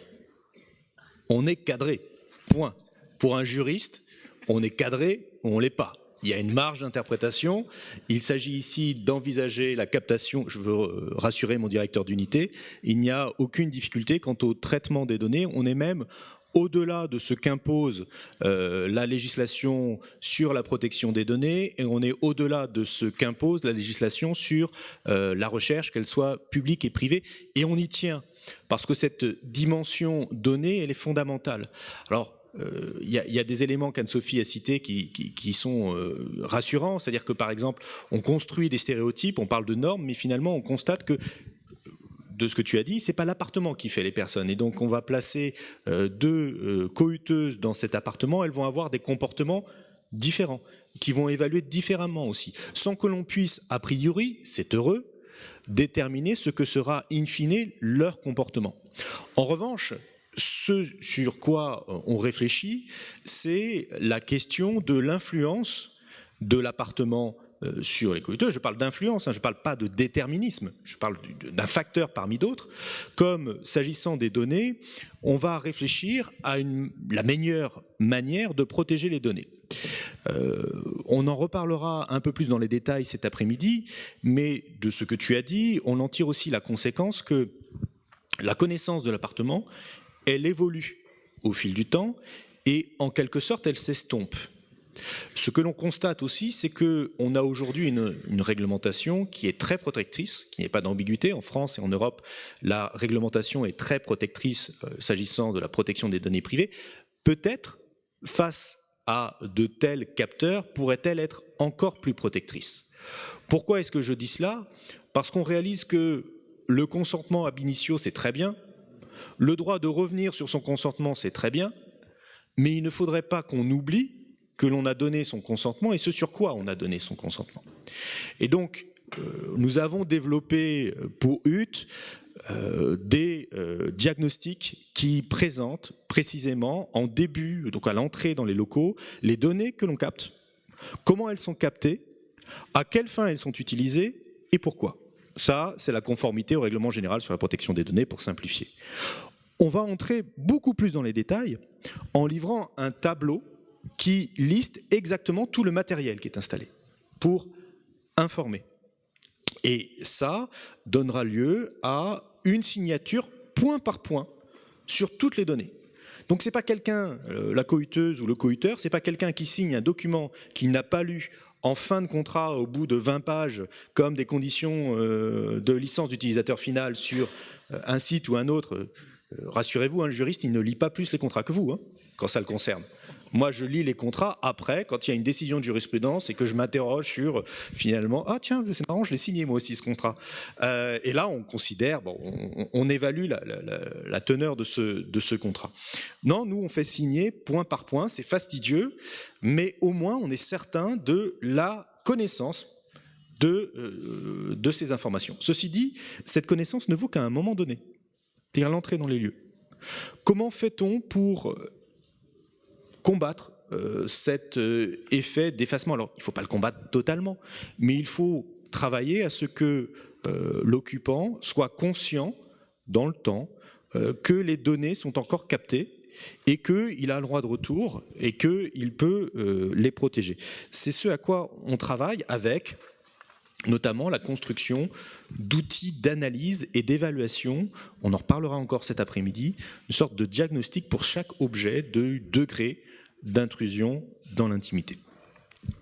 Dernier point enfin, et alors là, sans aucune transition, j'aimerais parler à propos d'UT de l'aspect artistique. UT travaille sur le bien-être, pas forcément sur la réalisation d'œuvres d'art, mais sur un certain travail sur le bien-être par la pratique artistique, aussi simple soit-elle. On va parler de mouvement. Vous allez vous-même expérimenter tout à l'heure le mouvement, mieux connaître votre corps, je l'espère, mieux l'appréhender. On a été très heureux d'avoir dans UT l'expérience de Muriel Piquet, qui est chorégraphe et qui a travaillé avec nos équipes à l'application que vous allez pouvoir tester tout à l'heure. Mais évidemment, UT va s'ouvrir à d'autres pratiques, à d'autres modes d'expression. Et là, c'est un appel du pied. Il y aura des appels à projets portés par UT pour que la pratique artistique s'y développe et qu'on réfléchisse encore une fois à ce que je crois aussi être un autre marqueur de bien-être. Merci à tous de votre attention. Il est évident que s'il y a des questions, nous serons heureux d'y répondre.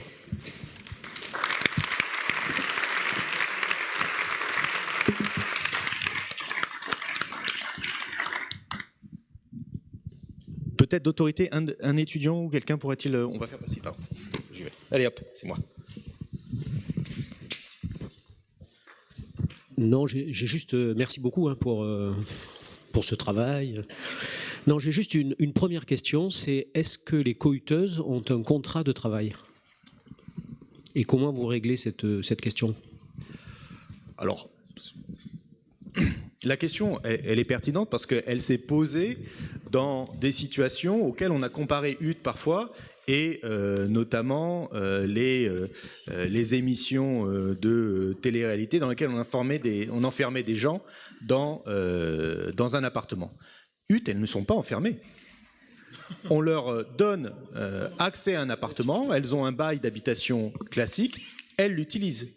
Donc elles sont libres, elles n'ont aucune contrainte. C'est-à-dire qu'elles n'ont pas de contraintes d'horaire, elles n'ont pas de directives, ou ils n'ont pas de directives qui leur sont données. Dès lors, il n'y a pas de situation hiérarchique qui justifierait la qualification de contrat de travail. Et ça, on y veille absolument parce que, au-delà du risque juridique qui ferait que l'université de Montpellier se retrouverait tout d'un coup avec un nouveau salarié à la suite d'une décision d'un conseil de prud'homme, ce qui me vaudrait sans doute à minima un coup de téléphone du président, sinon plus, l'existence de ce genre de relation fausserait complètement l'expérimentation. Parce qu'on souhaite justement que ces occupants aient une vraie vie à l'extérieur pour que dans leur logement, ils vivent le plus normalement possible. Donc il faut qu'ils puissent travailler. Il y a des occupants qui ont des contrats de travail à côté ou alors qui suivent leurs études.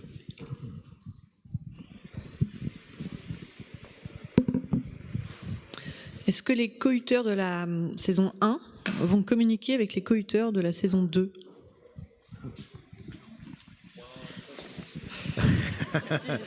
Alors, c'est pas prévu. Ceci étant dit, ça me permet d'apporter une précision à ce qu'a dit le président Philippe Auger tout à l'heure sur la fin de la saison 1. Quand il a dit que les occupants disparaissaient, en réalité, ils n'ont plus de lien ou de contact avec nous, mais ils ne disparaissent pas physiquement comme dans les séries américaines. Ils vivent leur vie, ils partent, ils sortent, ils quittent le nid. Et nous, a priori, on n'a plus à avoir de contact avec eux, si ce n'est à la sortie de l'appartement. Ils sont invités, par exemple, ils ont été invités à venir ici. Ils peuvent bien sûr suivre UT, mais on ne va pas poursuivre les liens par la suite.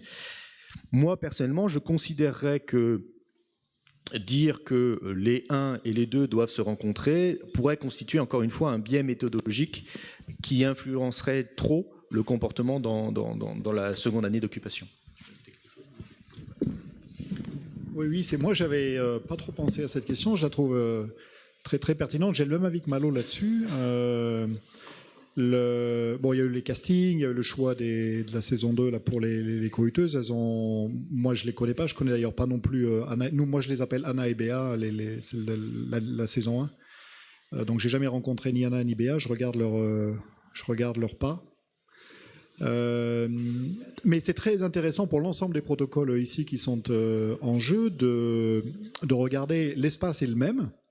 Mobilier est le même, les pièces sont les mêmes. On a hésité d'ailleurs, on a eu de nombreuses discussions sur des modifications possibles dans l'espace architectural ici entre 1 et 2. On a préféré conserver à l'identique l'architecture, l'aménagement, etc.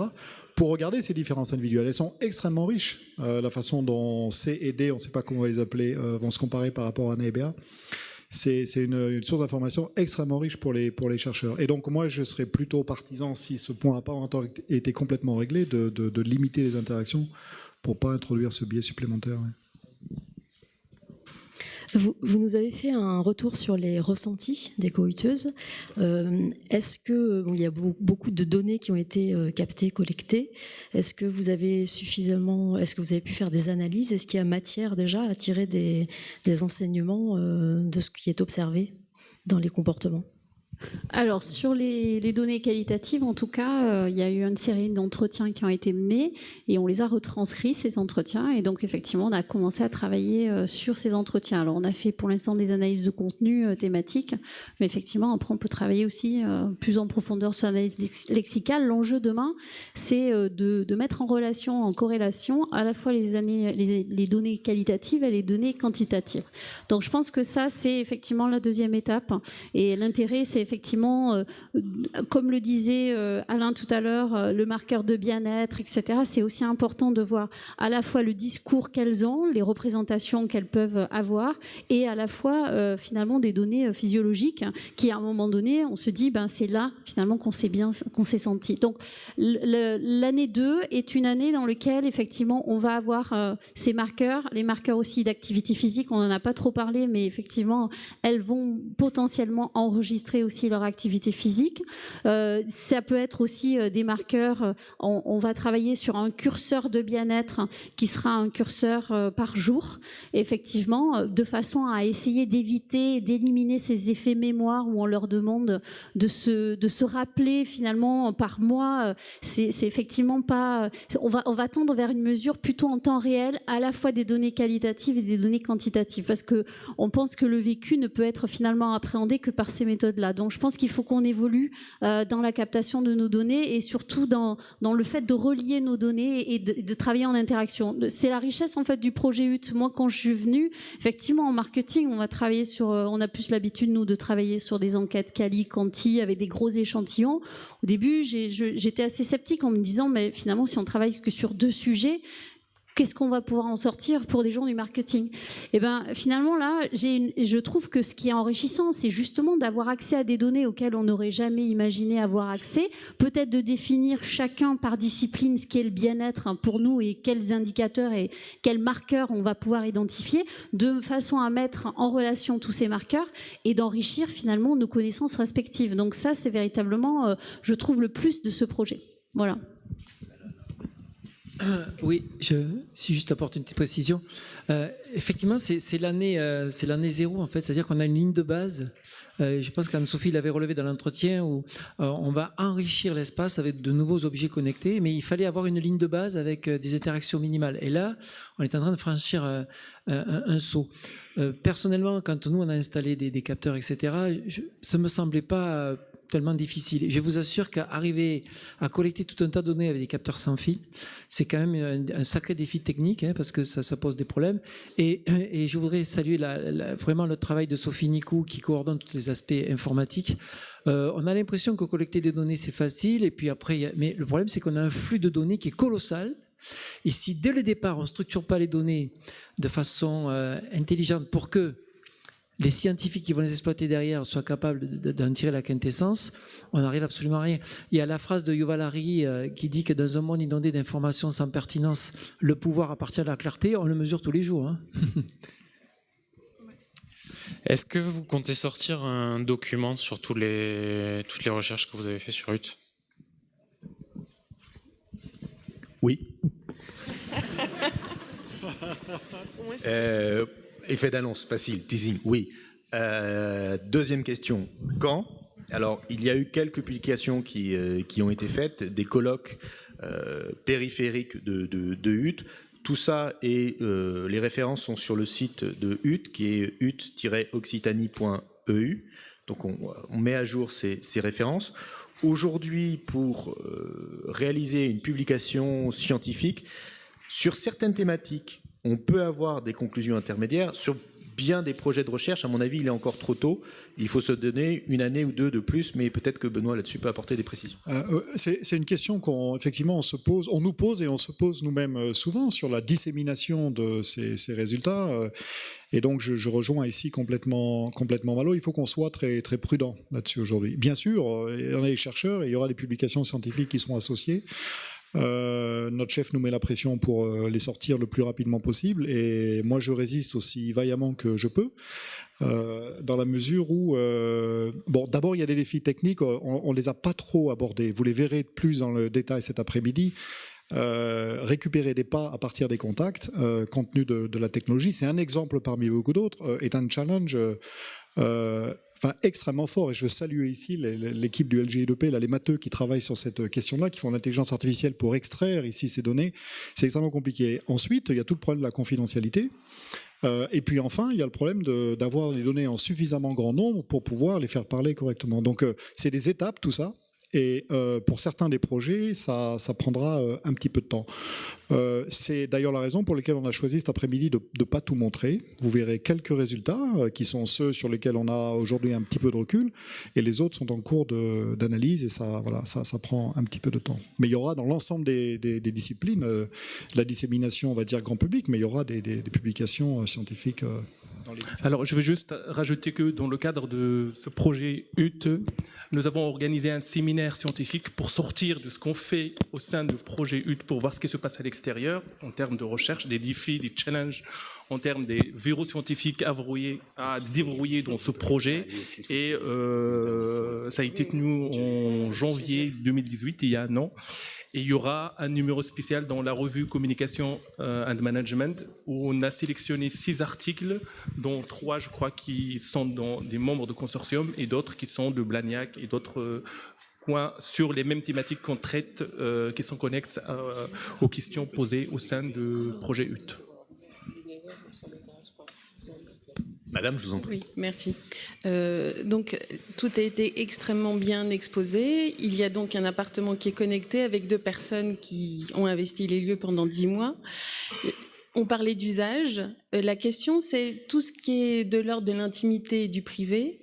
Comment ces données sont prises? Est-ce qu'elles ont conscience que telle donnée correspond à tel usage qu'elles font de l'endroit qui est leur lieu intime? Ensuite, je sais qu'il y a des possibilités aussi si elles sont conscientes de tous les objets, donc c'est une deuxième question.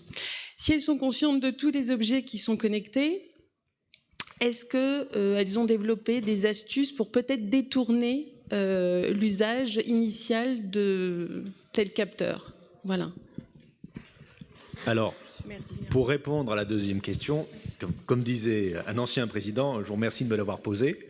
On se l'est nous-mêmes posé sur les détournements parce que ça permet, c'est un marqueur aussi d'un trop-plein ou d'un abus et ça permet de voir que ces objets connectés ne sont pas appréciés ou qu'ils sont dangereux.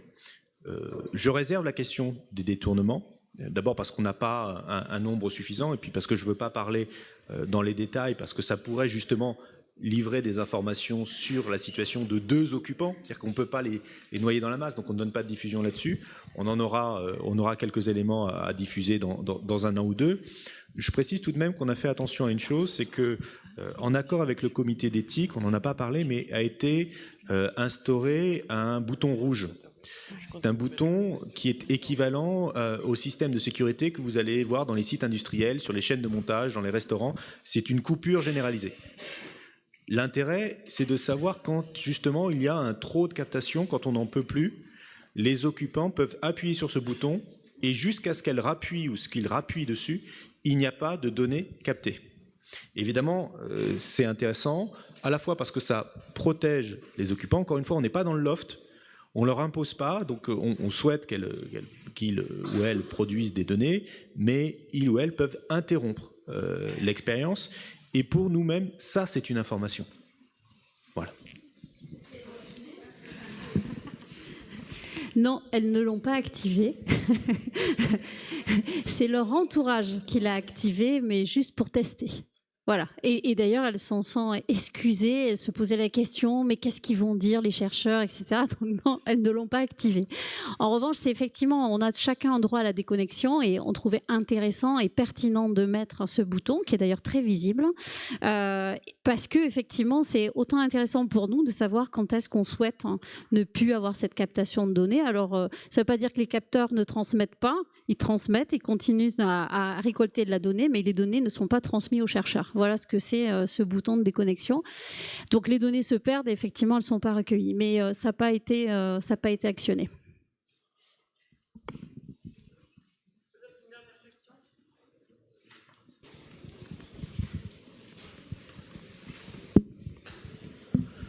Oui, j'ai encore une question sur les questions psychologiques.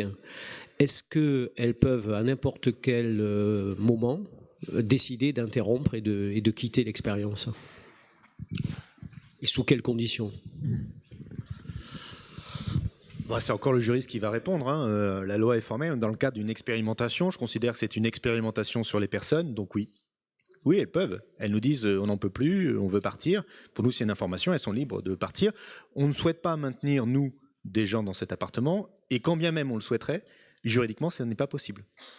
Ou sauf à construire un mécanisme qui serait proche de celui que vous évoquiez, c'est-à-dire le contrat de travail, ce qui serait absurde. Oui, j'ai une question sexiste rapide. Le fait qu'il y ait 2 fois 2 filles, de jeunes femmes, est-ce que c'est pas un biais d'origine?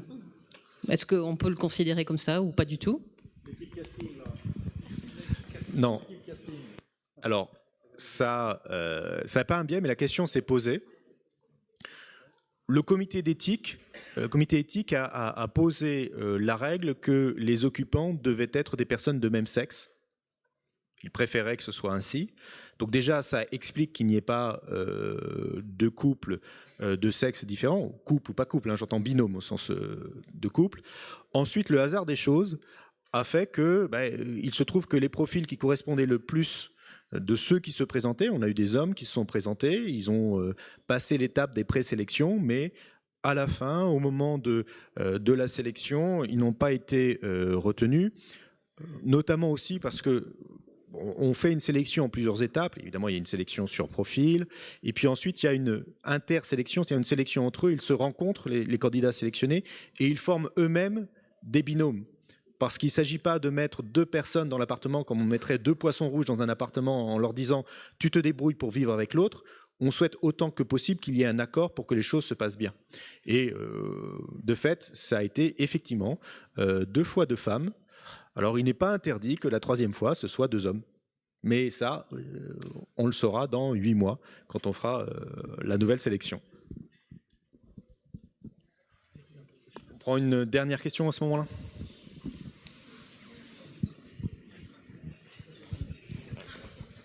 J'ai une question portant non pas sur la collecte des données, mais en fait sur l'inverse, sur ce que vous décidez de ne pas collecter. Vous nous avez parlé de ce bouton rouge qui serait formidable parce qu'il permettrait de stopper la communication des données. En réalité, il me semble que justement le fait d'appuyer sur ce bouton rouge, c'est une information d'une importance cruciale. Et qu'à ce titre, lorsque l'on est en train de vivre une sorte de petite crise existentielle et que l'on en a marre d'être surveillé, appuyer sur ce bouton rouge, ça me semble être l'acte par excellence que l'on pourrait souhaiter ne pas faire. Et les personnes ont en effet la liberté d'aller et venir et de sortir de l'appartement, mais il y a un état de nécessité, on y vit, on y dort, on est obligé d'y revenir. Donc, dans cette situation qui est somme toute complexe et où il faut réussir à protéger un peu la liberté des gens de ne pas être surveillés, je me demandais si vous aviez évoqué la possibilité des angles morts, en fait, de réfléchir à des endroits au sein de l'appartement où non pas vous collecteriez des informations, mais justement vous permettriez de passer entre les mailles du filet de manière organisée. Éventuellement une pièce qui ne serait pas contrôlée ou d'autres dispositifs auxquels je n'ai pas pensé.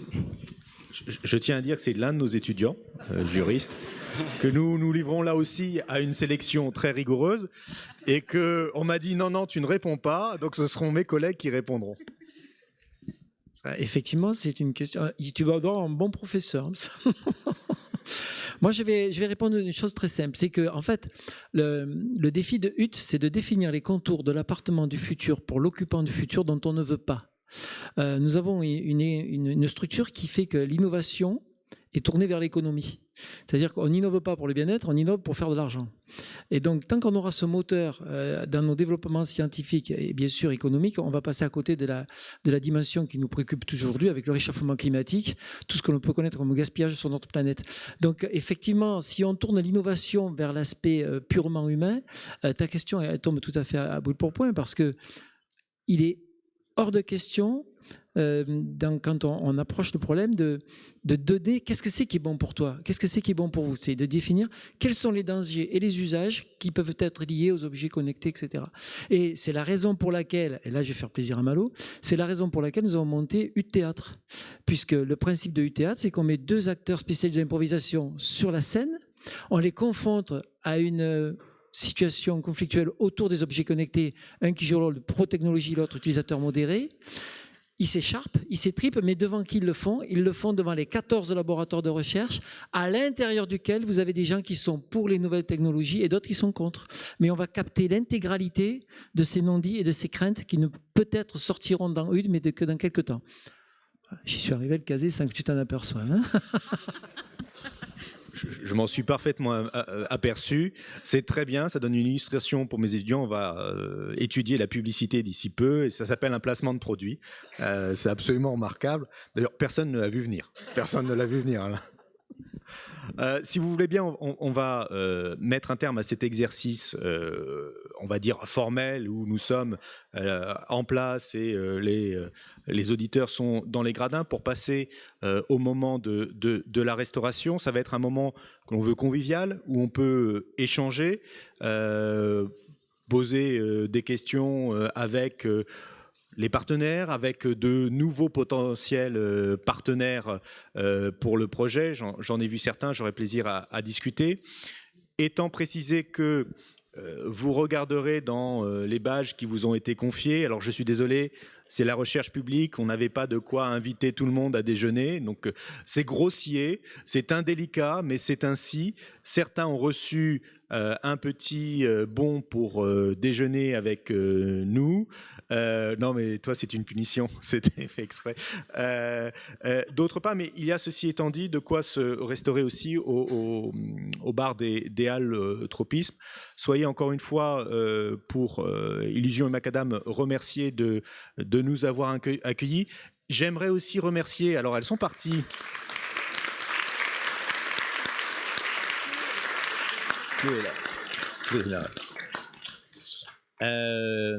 Les organisateurs et organisatrices qui sont déjà éclipsés, les étudiants qui sont rendus disponibles pour l'organisation matérielle, qui ont pris des photos. j'espère, des photos flatteuses. Et puis l'équipe resserrée de huttes, parce qu'il faut savoir que la gestion, le suivi administratif, scientifique et politique du projet HUT est extrêmement lourd. On a eu la première année la chance de bénéficier de la rigueur et de l'enthousiasme de Genaël Kaiser qui nous fait l'amitié d'être là. On ne quitte jamais tout à fait HUT. On ne quitte jamais tout à fait HUT. C'est une expérience inoubliable. Ça sera la même chose pour Chloé Charondière, qui est notre chef de projet. Merci Chloé de ton investissement. Pour Émilie Cadu, qui a... elle est où Émilie? Elle est repartie, elle s'est cachée? Elle est là. Qui a un statut avec peu de reconnaissance d'assistant technicien. C'est pas du tout ça, c'est encore une fois un rôle essentiel, un des rouages principaux de HUT. Sans Dimitri aussi, qui s'est occupé de la communication, de l'organisation de tout cela. Dimitri Houillet. Bah voilà, on se serait pas retrouvé, parce que s'il fallait compter sur mon sens de l'organisation, on serait dehors autour d'une table et chacun aurait amené ses chaises. Soyez remerciés et qu'on ait le plaisir de discuter ensemble autour d'un repas ou d'un verre. À tout de suite, on reprendra à 14h pour la suite des réjouissances. Merci beaucoup, merci à tous.